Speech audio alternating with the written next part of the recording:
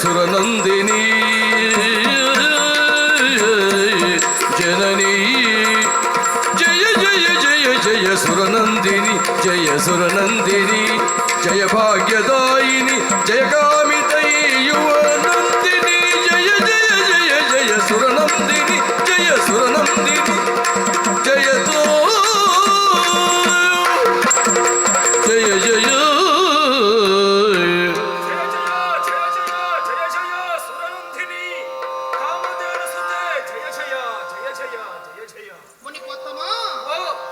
ಋತುಜೋತ್ತಮ ಮೆಚ್ಚಿದೆನು ಮನದಿ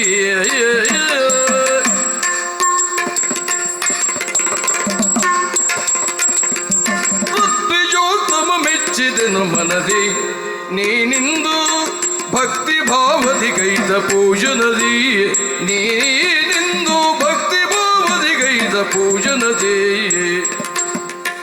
ಇತ್ತು ಬಂದಿಹುದೇನು ಕಾರ್ಯ ನಿಮಿತ್ತ ಅರ್ಚನಗೈದುದೇತಕ್ಕೆ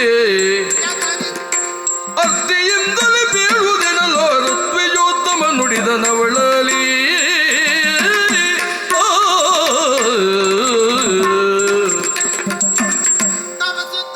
ದೇವನಂದಿನಿ ಜಾಬಾಲಿ ಮಹರ್ಷಿಗಳಲ್ಲಿ ದೇವಲೋಕದ ಕಡೆಗಾಗಿ ನಿಮ್ಮ ಆಗಮನವಾಗಿದೆ ಮಾತ್ರವೇ ಅಲ್ಲ ಕಾರ್ಯನಿಮಿತ್ತವಾಗಿ ಬಂದುದೇ ಹೌದಂತಾಗಿದ್ದರೆ ಸುರನಾಥನನ್ನು ಕಂಡು ಅವನಲ್ಲಿ ಚರ್ಚಿಸಬಹುದಾಗಿತ್ತು. ಆದರೆ ಅದನ್ನು ನುಡಿದು ನನ್ನ ಬಳಿಗಾಗಿ ಬಂದು ವಿಧ ವಿಧವಾದಂತಹ ರೀತಿಯಲ್ಲಿ ನನ್ನನ್ನು ಪೂಜಿಸಿದಿರಿ, ಸ್ತೋತ್ರ ಮುಖೇನವಾಗಿ ನನ್ನ ಸಂತೃಪ್ತಿಗೆ ಕಾರಣರಾಗುತ್ತಾ ಇದ್ದೀರಿ. ಆಶ್ಚರ್ಯವಾಗುತ್ತಿದೆ ಮುನಿಪಾಲ, ಯಾಕೆ ನನ್ನಲ್ಲಿವರೆಗಾಗಿ ಬಂದು ಈ ರೀತಿಯ ಭಕ್ತಿ ಭಾವಗಳಿಂದಲಾಗಿ ಸ್ತುತಿಸಬೇಕು ಅಂತಾಗಿದೆ. ನನ್ನಿಂದ ಆಗಬೇಕಾದ ಕಾರ್ಯಗಳೇನು ಹೇಳಿಕೊಳ್ಳಬಹುದು? ನಂದಿನಿಯೇ ನೀ ಮಾತ ಕೇಳಮ್ಮ,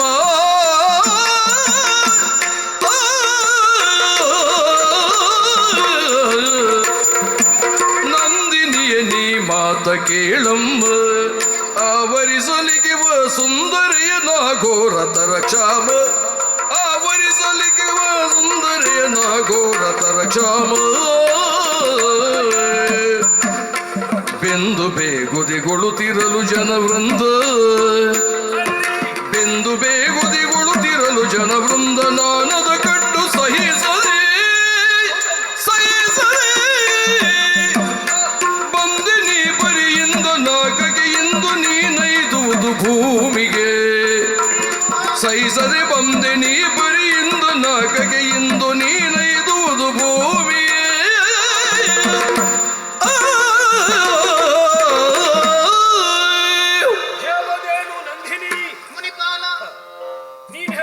ಜಾಬಾಲಿ ಎನ್ನುವಂತ ಹೆಸರಿನ ಮುನಿ ನಾನು. ಇತ್ತ ಬರುವರ ಕಾರಣ ಏನದು? ಲೋಕ ಕಲ್ಯಾಣಾರ್ಥವಾಗಿ ದುಡಿಯುವವರೆಲ್ಲರೂ ಮುನಿಶ್ರೇಷ್ಠರಾಗಿದ್ದಾರೆ. ಲೋಕದ ಕಲ್ಯಾಣಕ್ಕಾಗಿ ಸುದೀರ್ಘವಾಗಿ 12 ವರ್ಷ ತಪಸ್ಸನ್ನಾಚರಿಸಿದವನು ನಾನು.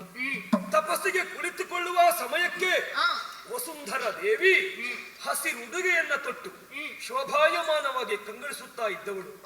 ಪಕ್ಷಿಗಳೆಲ್ಲವೂ ಸುಶ್ರಾವ್ಯವಾಗಿ ಕಂಠದಿಂದ ಹಾಡುತ್ತಾ ಇದ್ದವು. ಪ್ರಾಣಿಗಳೆಲ್ಲ ಹಸಿರೆಲೆಯನ್ನು ಉಂಡು ಜಿಗಿಯುತ್ತಾ ಇದ್ದದ್ದು. ನದಿಗಳೆಲ್ಲವೂ ತುಂಬಿ ತುಳುಕುತ್ತಾ ಇದ್ದಿತ್ತು. ಸಂತೋಷದಿಂದ ತಪಸ್ಸಿಗೆ ಕುಳಿತವನು ನಾನು. 12 ವರ್ಷದ ತಪಸ್ಸನ್ನ ಪೂರೈಸಿ ತಪಸ್ಸಿನಿಂದ ಎದ್ದ ಬಳಿಕ ಕಂಡದ್ದು, ನನ್ನ ಕಣ್ಣ ದೃಷ್ಟಿಗೆ ಗೋಚರಿಸಿದ್ದು, ಹಸಿರಾಗಿದ್ದಂತ ಭೂಮಿಯೆಲ್ಲವೂ ಬರಡಾಗುವುದರ ಮುಖೇನ ಹಸಿರಾಗಿ ಬೆಳೆದು ನಿಂತ ಮರಗಳೆಲ್ಲವೂ ಕಾಷ್ಟವಾಗಿ ನನ್ನ ಕಣ್ಣ ಮುಂದೆ ಬಿದ್ದದ ದೃಶ್ಯವನ್ನ ಕಂಡೆ. ಮೃಗ ಪಕ್ಷಿ ಮಾನವ ಸಂಕುಲಗಳೆಲ್ಲವೂ ತಿನ್ನುವುದಕ್ಕೆ ಆಹಾರವಿಲ್ಲದೆ, ಕುಡಿಯುವುದಕ್ಕೆ ನೀರಿಲ್ಲದೆ ವಿಲವಿಲನೆ ಒದ್ದಾಡಿ ಸಾಯುವಂತ ದೃಶ್ಯವನ್ನ ಕಂಡೆ ಅಮ್ಮ. ಮನ ಕರಗಿತು. ಭೂಲೋಕದ ಜೀವರಾಶಿಗಳಿಗಾಗಿ ಮನ ಮರುಗಿತು. ಹಾಗಾಗಿ ಭೂಲೋಕದಲ್ಲಿ ಉಳಿದ ನೊಂದ ಜೀವರಾಶಿಗಳಿಗೆ ಅಭಯವನ್ನ ಕೊಟ್ಟೆ. ಭೂಲೋಕದಲ್ಲಿ ಉಂಟಾದಂತ ಕ್ಷಾಮವನ್ನ ದೂರ ಮಾಡುತ್ತೇನೆ. ಮತ್ತೆ ಧರಣೀ ದೇವಿ ಹಸಿರಾಗಿ ಕಂಗೊಳಿಸುವ ಹಾಗೆ ನಾನು ಪ್ರಯತ್ನಿಸುತ್ತೇನೆ. ಭೂಲೋಕದಲ್ಲಿ ಯಜ್ಞವನ್ನ ಮಾಡುತ್ತೇನೆ ಎನ್ನುವ ಹಾಗೆ ಸಂಕಲ್ಪ ಮಾಡಿದೆ. ಏನು ಮಾಡೋಣ ಹೇಳು? ಯಜ್ಞದಿಂದಲಾಗಿ ಮಳೆ, ಹೌದು. ಮಳೆಯಿಂದಲಾಗಿ ಇಳೆಯಲ್ಲಿ ಬೆಳೆ, ಬೆಳೆಯಿಂದಲಾಗಿ ಜನಜೀವನದ ಸಂತೃಪ್ತಿ, ಹೌದು. ಇದು ನಡೆಯುವಂಥದ್ದು. ಹಾಗಾಗಿ ಯಜ್ಞ ಮಾಡಬೇಕೆನ್ನುವ ಹಾಗೆ ಸಂಕಲ್ಪ ಮಾಡಿದ್ದೇನು ಸತ್ಯ. ಬರಡಾದ ಭೂಮಿಯಲ್ಲಿ ಯಜ್ಞಕ್ಕೆ ಬೇಕಾದ ಯಾವ ಸಲಕರಣೆಗಳು ನನಗೆ ದೊರಕುವುದಕ್ಕೆ ಸಾಧ್ಯ ಸಾಧ್ಯವಿಲ್ಲ. ಹಾಗಾದ್ರೆ ಇನ್ನೇನು ಮಾಡುವುದೆನ್ನುವಾಗಿ ಯೋಚನೆ ಮಾಡಿ ನಮಗೆ ಬೇಕಾದದ್ದು ದೊರೆಯುವುದಿದ್ದರೆ ದೇವಲೋಕದಲ್ಲಿರುವ ಕಾಮಧೇನುವು ಕಾಮಿಸಿದ್ದನ್ನ ನೀಡುವ ಸಾಮರ್ಥ್ಯ ಹೊಂದಿದವಳು ಎನ್ನುವುದನ್ನು ಅರ್ಥ ಮಾಡಿಕೊಂಡು ತಪಸ್ಸಿನ ಪುಣ್ಯದ ಫಲದಿಂದಲೇ ನಾಲ್ಕು ಲೋಕವನ್ನ ಸೇರಿದವನು ನಾನು. ನಾಕಾಧ್ಯಕ್ಷನಾದಂತ ದೇವೇಂದ್ರನಲ್ಲಿ ಸಂಭಾಷಣೆ ಮಾಡಿದೆ. ಕಾಮಧೇನುವನ್ನ ಭೂಮಂಡಲಕ್ಕೆ ಕಳುಹು ಎನ್ನುವ ಹಾಗೆ ಇಲ್ಲ ಎನ್ನುವಾಗಿ ಹೇಳಿದವನಲ್ಲ. ನಮ್ಮಮ್ಮ ವರುಣಲೋಕದ ಕಡೆಗಾಗಿ ಹೋಗಿದ್ದಾಳೆ. ಆ ಮಾತನ್ನ ಮುಂದಿಟ್ಟ ಮೇಲೆ ನಾನಾಡಿದ ಮಾತು ಏನು? ಸಂಕಲ್ಪ ಹಾಳಾಗ್ತದೆ ಎಲ್ಲ ಎನ್ನುವ ಹಾಗೆ. ಆಗ ಇಂದ್ರನೇ ಸೂಚಿಸಿದ್ದು ಏನಂದ? ಕಾಮಧೇನು ವರುಣಲೋಕಕ್ಕೆ ಹೋದರೂ ಕಾಮಧೇನುವಿನ ಮಗಳಾದ ದೇವ ನಂದಿನಿ ಇದ್ದಾಳೆ ಎನ್ನುವ ಹಾಗೆ. ಹಾಗಂತ ಕಳಿಸುವುದಕ್ಕೆ ನಾನು ಶಕ್ತನಲ್ಲ. ಆಜ್ಞೆ ಮಾಡಿದನು? ಆಜ್ಞೆ ಮಾಡಲಿಲ್ಲ. ಮತ್ತೆ ಆಜ್ಞೆ ಮಾಡುವ ಅಧಿಕಾರ ನನಗಿಲ್ಲ. ನೀವು ಒಲಿಸಿ ಕೊಂಡು ಹೋಗುವುದಾದರೆ ಕೊಂಡು ಹೋಗಬಹುದು ಎನ್ನುವಾಗಿ ಹೇಳಿದರು.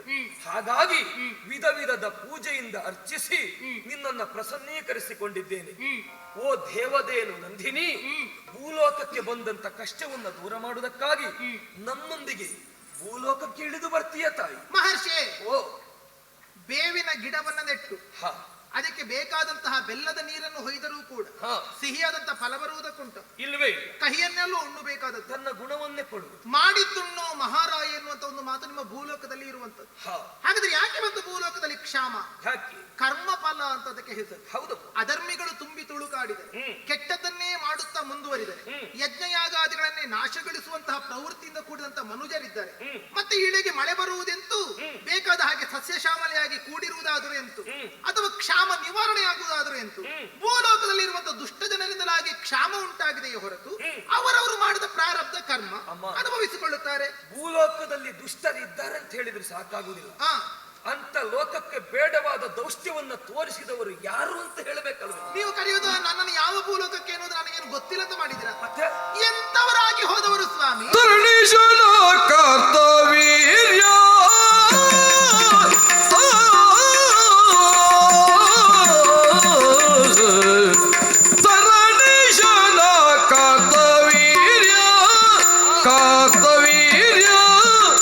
ಪರೆ ಪರಿವಾರ ಕುಣಲಿತ್ತ ಭೃಗುಜನೌದಾರ್ಯ, ಪರೆ ಪರಿವಾರ ಕುಣಲಿತ್ತ ಭೃಗುಜನೌದಾರ್ಯ, ಭೃಗುಜನೌದಾರ್ಯ.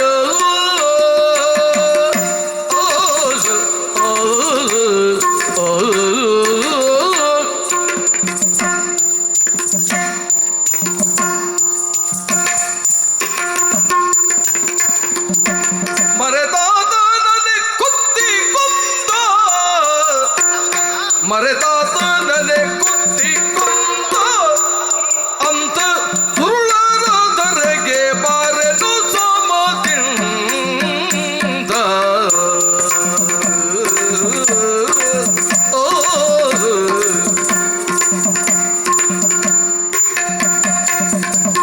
ಮರೆತಾತನನೆ ಕುತ್ತಿಕೊಂದ ಅಂತ ಸುರುಳರದರೆಗೆ ಬಾರೆದು ಸಮದಿಂದ.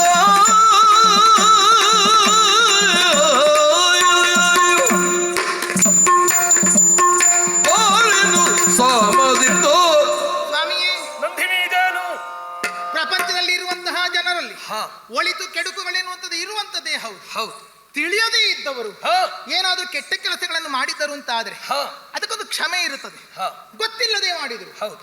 ಆದರೆ ಪ್ರಮಾದ ಅಂತ ಆಗ್ತದೆ. ಹೌದಲ್ಲ, ಸ್ಥಾನಾಪನ್ನ ವ್ಯಕ್ತಿಗಳಾಗಿ ಊರಿಗೆ ನಿರ್ದೇಶನವನ್ನು ಮಾಡಬೇಕಾದವರಾಗಿ ಪ್ರಬುದ್ಧರಾಗಿದ್ದವರು, ಧರ್ಮಶಾಸ್ತ್ರಗಳನ್ನು ಚೆನ್ನಾಗಿ ತಿಳಿದವರು ತಪ್ಪಿ ವ್ಯವಹರಿಸಿದರು ಅಂತಾದ್ರೆ ಅದು ಘೋರತರವಂತಹ ಅಪರಾಧ ಹೌದೋ ಅಲ್ವೋ? ಅಂತವರು ಯಾರು? ಅಯ್ಯೋ, ಯಾರ್ಯಾರ ಕತೆ ಯಾಕೆ ಹೇಳಲಿ?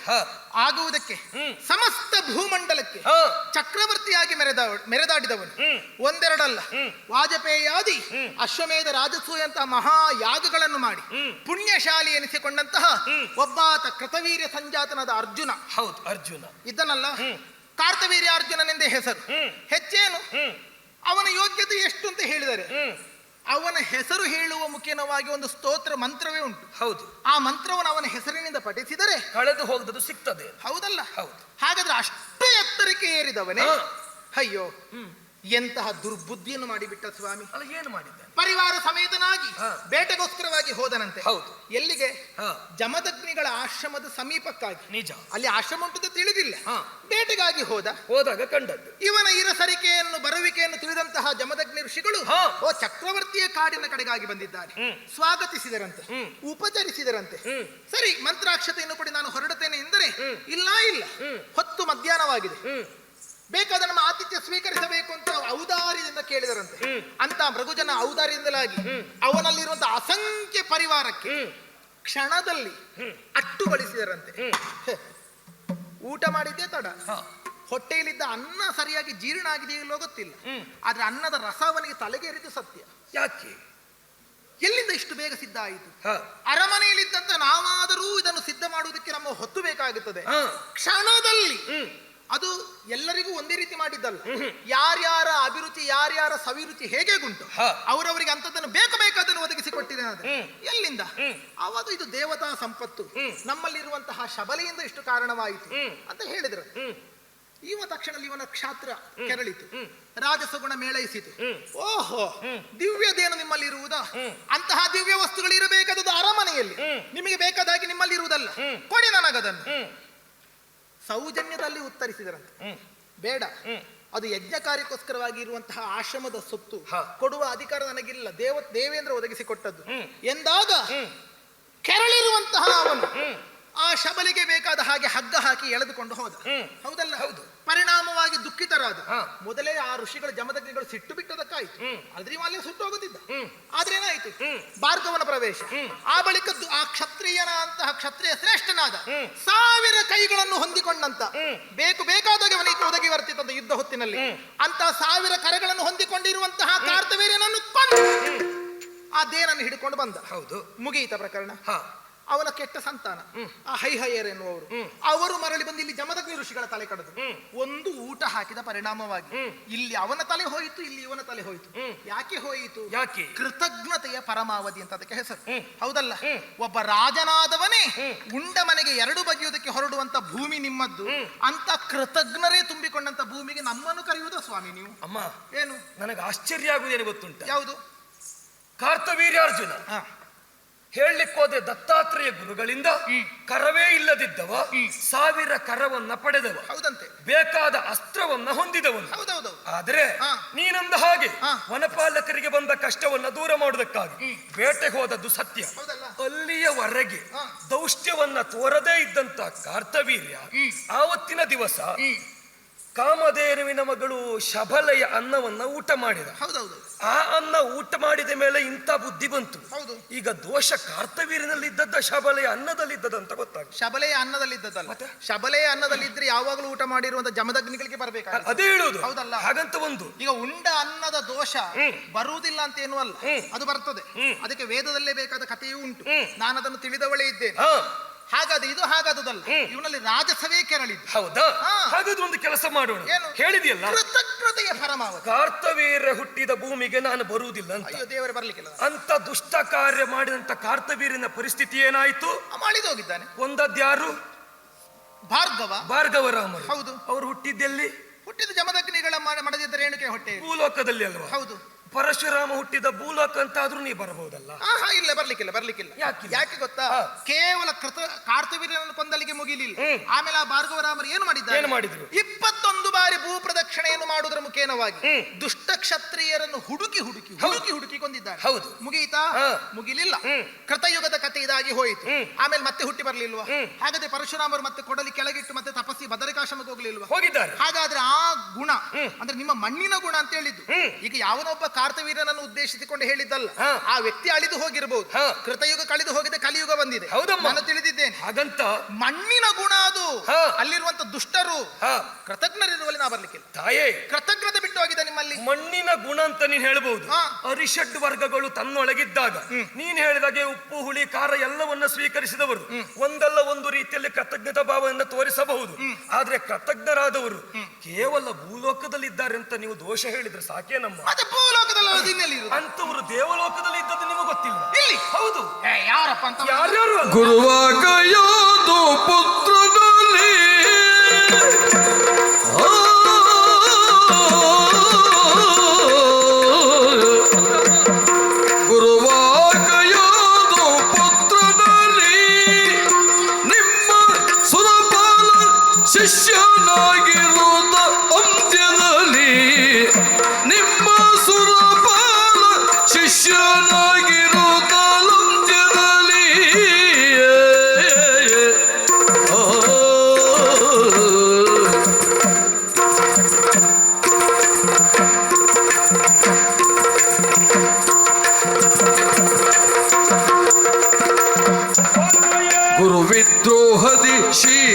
ಕಸಿತು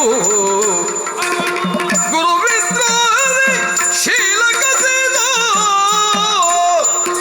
ಜೀವವಿರುವಂತೆ ಕೊಂದ ಪಾಪಗಳೇನು ಕಿರಿದು ಜೀವವಿರುವಂತೆ ಕೊಂದ ಪಾಪಗಳೇನು ಕಿರಿದು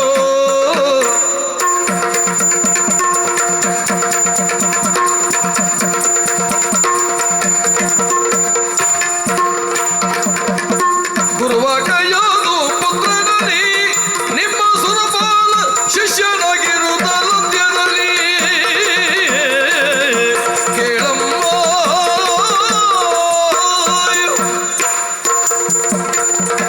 ಕೇಳಮ್ಮ ದೇವದೇವನ ನಂದಿನಿ, ಮುನಿಗಳೇ, ಭೂಲೋಕದ ದೋಷವನ್ನು ಎತ್ತಿ ಹಿಡಿಯುವಂತ ನೀವು ದೇವಲೋಕದಲ್ಲಿ ಇಂಥದ್ದೊಂದು ಪ್ರಕರಣ ಆದದ್ದು ಮರೆತೇ ಬಿಟ್ಟಿರ ತಾಯಿ. ದೇವಭೂಮಿಯಲ್ಲಿ ಹೌದು, ಸಾಧ್ಯವೇ ಇಲ್ಲ. ಸಾಧ್ಯವಿಲ್ವಾ? ದೋಷಗಳು ಪಾಪಿಗಳು ಇರುವುದಕ್ಕೆ ಇಲ್ಲಿ ಅವಕಾಶಗಳೇ ಇಲ್ಲ. ಹಾ. ಇಲ್ಲಿ ಏನಿದ್ರು ಪುಣ್ಯಾತ್ಮರು ಮಾತ್ರ ಇರುವಂತ. ಹೌದು, ದಿವ್ಯ ಶರೀರವನ್ನು ಹೊಂದಿದವರು, ಪಾವನತೆಯನ್ನು ಹೊಂದಿದವರು, ಚಿನ್ಮಯ ಶರೀರ ಉಳ್ಳವರು ಇರುವುದಿದ್ರದ್ದು ದೇವಲೋಕದಲ್ಲಿ. ದೇವಲೋಕದಲ್ಲಿ ಪಾಪಿಗಳು ಇರುವುದು ಹೇಗೆ? ಅಮ್ಮ, ಪಾಪಿಗಳಿದ್ರೆ ದೇವಲೋಕ ಆಗುತ್ತದೆ? ಅದು ಆಗುದಿಲ್ಲ ಅಂತಲ್ಲ, ಹಾಗಂತ ಇದ್ದದ್ದು ಸುಳ್ಳಲ್ಲ. ಯಾಕೆ ಗೊತ್ತುಂಟ? ಹಾ. ನಿಮ್ಮಲ್ಲೇ ಕೇಳ್ತೇನೆ. ಏನು? ಕಯಾದು ಪುತ್ರ ಪ್ರಹ್ಲಾದ ಎನ್ನುವವ, ಭಾಗವತ ಆ, ಅವನು ಹರಿಭಕ್ತಿಯಲ್ಲಿ ಅಗ್ರಗಣ್ಯನಾದವನು. ಹೌದು. ನೀನಂದ ಹಾಗೆ ಮತ್ತೆ ಭಾಗವತೋತ್ತಮನು. ಹೌದು, ಮತ್ತೆ ಭಾಗವತರಿಗೆ ಎಂತ ಕೆಲಸ? ಹರಿಕೀರ್ತನೆ ಮಾಡುದು. ಆಗಬೇಕು. ಅದಾದದ್ದು ಭೂಲೋಕದಲ್ಲಿ ಸತ್ಯ ತಾನೆ. ಹೌದು. ಆವಾಗ ಏನಾಯ್ತು? ಏನು? ಅವನ ಹರಿಭಕ್ತಿ ಎಲ್ಲಿವರೆಗೆ ಕೇಳಿದ್ರೆ, ಅವನ ಧರ್ಮ ನಿಷ್ಠೆ ಸತ್ಯ ಎಲ್ಲಿವರೆಗೆ ಕೇಳಿದ್ರೆ, ಅವನ ಶೀಲ ಚಾರಿತ್ರ್ಯದಿಂದ ದೇವಲೋಕದ ಸಂಪತ್ತೇ ಪ್ರಹ್ಲಾದನ ಸಮೀಪ ಬರುವುದಕ್ಕೆ ಪ್ರಾರಂಭವಾಯಿತಂತೆ. ಹೌದೌದು, ಮಸುಕಾಯಿ. ಹೌದಲ್ವಾ? ಹೌದಪ್ಪ. ಇದನ್ನು ಅರಿತ ನಿಮ್ಮ ದೇವೇಂದ್ರ ಮಾಡಿದ್ದೇನು? ಅವನಲ್ಲಿರುವ ಶೀಲ ಚಾರಿತ್ರ್ಯದ ಕುರಿತು ಹಾ. ತನಗಾದ ಅಸೂಯೆಯಿಂದ ಆ ಪ್ರಹ್ಲಾದನನ್ನ ಸಂಧಿಸಿದೆ. ಹೇಗೆ? ಹೇಗೆ? ಒಬ್ಬ ಬ್ರಾಹ್ಮಣನಾಗಿ ಹೋದದ್ದು. ಹೌದಪ್ಪ. ಬ್ರಾಹ್ಮಣ ವೇಷಧಾರಿಯಾಗಿ ಹೋಗಿ ಹಾ. ಗುರು ಎನ್ನುವ ಹಾಗೆ ಅವರನ್ನ ಒಪ್ಪಿ ಶಿಷ್ಯವೃತ್ತಿಯನ್ನ ಮಾಡುವುದಕ್ಕೆ ಪ್ರಾರಂಭ ಮಾಡಿದ. ಹೌದೌದು, ಒಳ್ಳೆ ಶಿಷ್ಯನಾಗಿದ್ದ. ಪ್ರಹ್ಲಾದನಿಗೆ ಗೊತ್ತಾಗ್ಲಿಲ್ಲ. ಎಷ್ಟು ದೊಡ್ಡವರಿದ್ರೆ ಕಲಿಬೇಕು ಅಂತ ಆದಾಗ ನಾವು ಶಿಷ್ಯವೃತ್ತಿ ಹೌದಪ್ಪ, ಹೋದಲ್ಲಿ ಬಂದಲ್ಲಿ ಎಲ್ಲಾ ಕಡೆ ಗುರುವಿಗೆ ಬೇಕಾದ ಹಾಗೆ ವ್ಯವಸ್ಥೆ ಮಾಡಿದವ. ಮತ್ತೆ ವಿನಯಶಾಲಿಯಾದ ನಾವು ಕಲೀಲಿಕ್ಕೆ ಹೊರಟ್ರೆ ವೇಷ ಮಾಡಿದ್ರೆ ಅದಕ್ಕೊಂದು ಶಿಸ್ತು ತೋರಿಸ್ತೇವೆ. ಗೊತ್ತುಂಟು ನಮಗೆ. ಗುರು ಭಕ್ತಿಯಲ್ಲಿ ನಿಷ್ಠೆಯಿಂದ ಶಿಷ್ಯವೃತ್ತಿಯನ್ನ ಮಾಡಿಕೊಂಡಂತ ಆತ ಎಲ್ಲಾ ಮುಗಿದ ಬಳಿಕ ಪ್ರಹ್ಲಾದ ಹೇಳಿದ್ರಂತೆ, ನಿಮ್ಮ ಕೆಲಸ ಇಲ್ಲಿಗೆ ಮುಗೀತು, ಕಲಿಯಬೇಕಾದದ್ದು ಕಲಿತಾಯಿತು, ನೀವಿನ್ನು ಹೋಗಬಹುದು ಎನ್ನುವ ಹಾಗೆ. ಆಗ ಬ್ರಾಹ್ಮಣ ವೇಷದಲ್ಲಿದ್ದಂತ ಇಂದ್ರ ಗುರು ದಕ್ಷಿಣೆಯಾಗಿ ನಾನೇನಾದ್ರೂ ಕೊಡಬೇಕೆನ್ನುವ ಹಾಗೆ ಹೇಳಿದರಂತೆ. ಆಗ ಪ್ರಹ್ಲಾದ ಹೇಳಿದ ಮಾತು, ವರ್ಣದಲ್ಲಿ ಬ್ರಾಹ್ಮಣರು ಶ್ರೇಷ್ಠರು, ಹಾಗಾಗಿ ನಿಮ್ಮಿಂದ ನಾನು ಪಡೆಯುವುದಿಲ್ಲ, ನಾನೇ ಏನಾದ್ರೂ ದಾನವಾಗಿ ನಿಮಗೆ ಕೊಡುತ್ತೇನೆ, ಏನು ಬೇಕು ಕೇಳಿ ಅಂತ. ಆಗ ದೇವೇಂದ್ರ ಮಾಡಿದ್ದೇನೆ, ನೀವು ಕೊಡುವುದೇ ಹೌದಾದ್ರೆ ನಿಮ್ಮ ಶೀಲವನ್ನ ಕೊಡಿ ಎನ್ನುವ ಹಾಗೆ ಕೇಳಿದ. ಅದೊಂದು ಪ್ರಕರಣ ಆಗಿ ಹೋಗಿದೆ. ಹೌದು, ಆಡಿದ ಮಾತಿನಂತೆ ಶೀಲವನ್ನು ಒಪ್ಪಿಸಿದರು. ಶೀಲವನ್ನು ಒಪ್ಪಿಸಿದ ಮೇಲೆ ಅವನಲ್ಲಿರುವಂತ ಎಲ್ಲಾ ಚಾರಿತ್ರ್ಯಗಳು ಅವನನ್ನ ಬಿಟ್ಟು ಹೋಗುವುದಕ್ಕೆ ಪ್ರಾರಂಭವಾಯಿತಂತೆ. ಆಮೇಲೆ ವಿಷಯ ಏನು ಅಂತ ಕೇಳಿದಾಗ ವೇಷ ಮಾಡಿಕೊಂಡು ಬಂದವ ಇಂದ್ರ ಎನ್ನುವ ಹಾಗೆ ಜೀವಂತ ಇದ್ದ ಒಬ್ಬ ವ್ಯಕ್ತಿಯ ಶೀಲವನ್ನ ಅಪಹಾರ ಮಾಡಿ ಜೀವಂತ ಕೊಂದು ಬಿಟ್ಟ ದೇವೇಂದ್ರ ಇರುವ ಈ ದೇವಲೋಕಕ್ಕಿಂತ ನಮ್ಮ ಭೂಲೋಕದ ತಪ್ಪು ಹೆಚ್ಚಾಯ್ತೇನಮ್ಮ ನಿಮಗೆ? ಸ್ವಾಮಿ, ಓ, ಈಗ ನಾ ಕಾರ್ತವೀರ್ಯನ ಕತೆ ಕೃತಜ್ಞತೆ ಉಂಟು ಅಂತ ಹೇಳೋದಕ್ಕೆ ನೀವು ಇದಕ್ಕೆ ಸರಿ ಹೋಲಿಕೆ ಮಾಡುವುದಾ? ಅಲ್ಲ, ಇದಾದ ಸುಳ್ಳಲ್ವಾ? ಆದದಿರ್ಲಿ, ಅದಕ್ಕೆ ಆ ಕಥಾನಕಕ್ಕೆ ಅಥವಾ ಆ ಪ್ರಕರಣಕ್ಕೆ ಅಥವಾ ಆ ಕೃತಜ್ಞತೆಯ ದ್ಯೋತಕವಾಗಿ ದೇವೇಂದ್ರ ಮಾಡಿದ್ದು ಕೃತಜ್ಞತೆ ಅಂತ ಹೇಳುವುದಾ ನೀವು? ತಪ್ಪು ಅಂತಲ್ಲ, ಆದ ಸುಳ್ಳಲ್ಲ.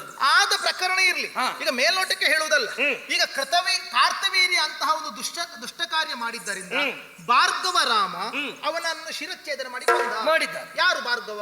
ಸಾಕ್ಷಾತ್ ನಾರಾಯಣನ ಅಂಶ ಅವತಾರ. ಹೌದು, ಹೌದಲ್ಲ? ಅವತಾರ ಆದದ್ದು ಹೌದು. ಹಾಗ ಆ ಕಾರಣಕ್ಕೋಸ್ಕರವಾಗಿ ಅವನಿಗೆ ಬೇಕಾದ ಶಿಕ್ಷೆ ಕೊಟ್ಟಿದ್ದಾನೆ. ಇಲ್ಲಿ ದೇವೇಂದ್ರ ಇಂತಹ ಕೃತಜ್ಞತೆ ಮಾಡಿದ್ದದು ನೀವು ಹೇಳುವುದು, ಅದಕ್ಕಿದೆ ಅಲ್ವೋ ಹೋಲಿಕೆ ಮಾಡಿದ್ದ ನೀವು.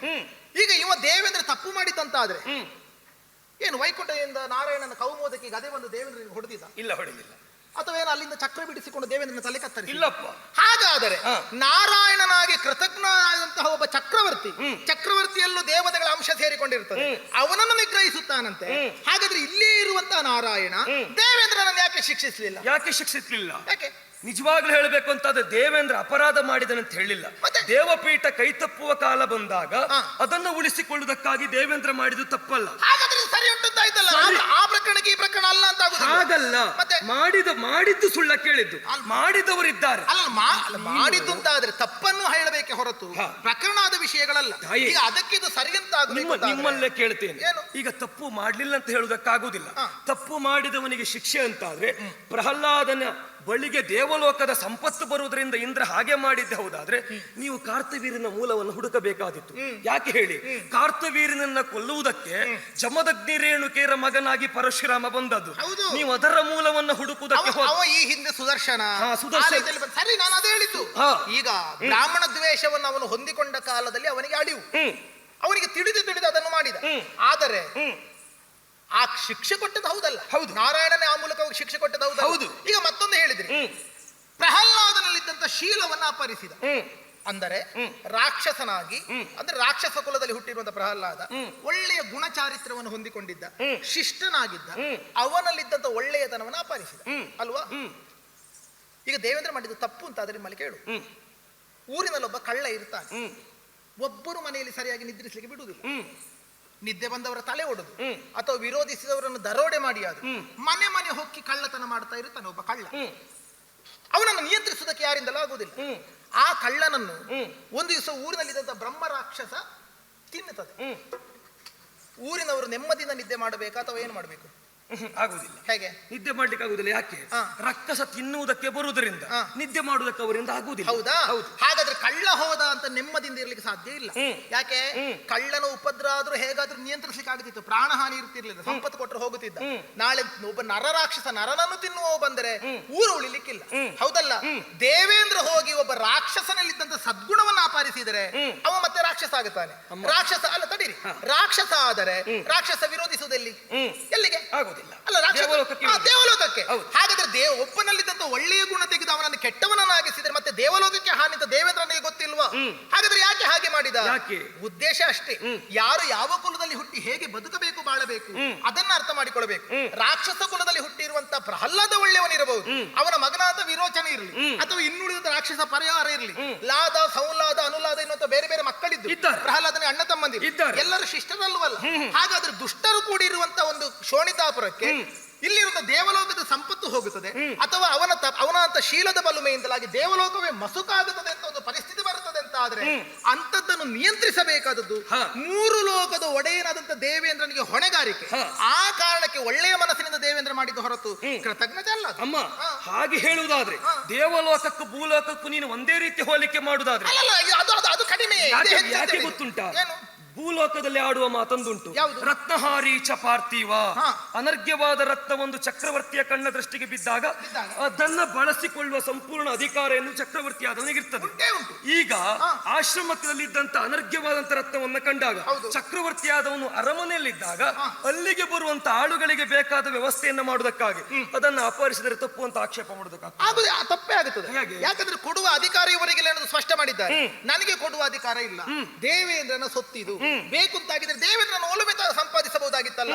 ಈಗ ಅಂತಹ ಒಬ್ಬ ಅದ್ವಿತೀಯನಾಗಿ ಯಜ್ಞಯಾಗಾದಿಗಳನ್ನು ಮಾಡಿರುವಂತ ಕಾರ್ತವೀರ್ಯನಿಗೆ ದೇವೇಂದ್ರನ ಸಂಪ್ರಾಪ್ತಿ ಪಡೆಯಲಿಕ್ಕೆ ಆಗುದಿಲ್ಲ. ಅಂತದ್ದು ಬೇಕು ಅಂತ ಪಡೆಯಬಹುದಿತ್ತಲ್ಲ. ಹಾಗಾದ್ರೆ ಅದನ್ನು ಪಡೆಯದೆ ದುರ್ವರ್ತನೆ ಯಾಕೆ ಕೇಳಿದ್ರೆ ಎಳ್ಕೊಂಡು ಹೋಗುತ್ತೇನಂತ ಅಷ್ಟು ದುರ್ವರ್ತನೆ ನಿಮ್ಮಲ್ಲೇ ಕೇಳ್ತೇನೆ.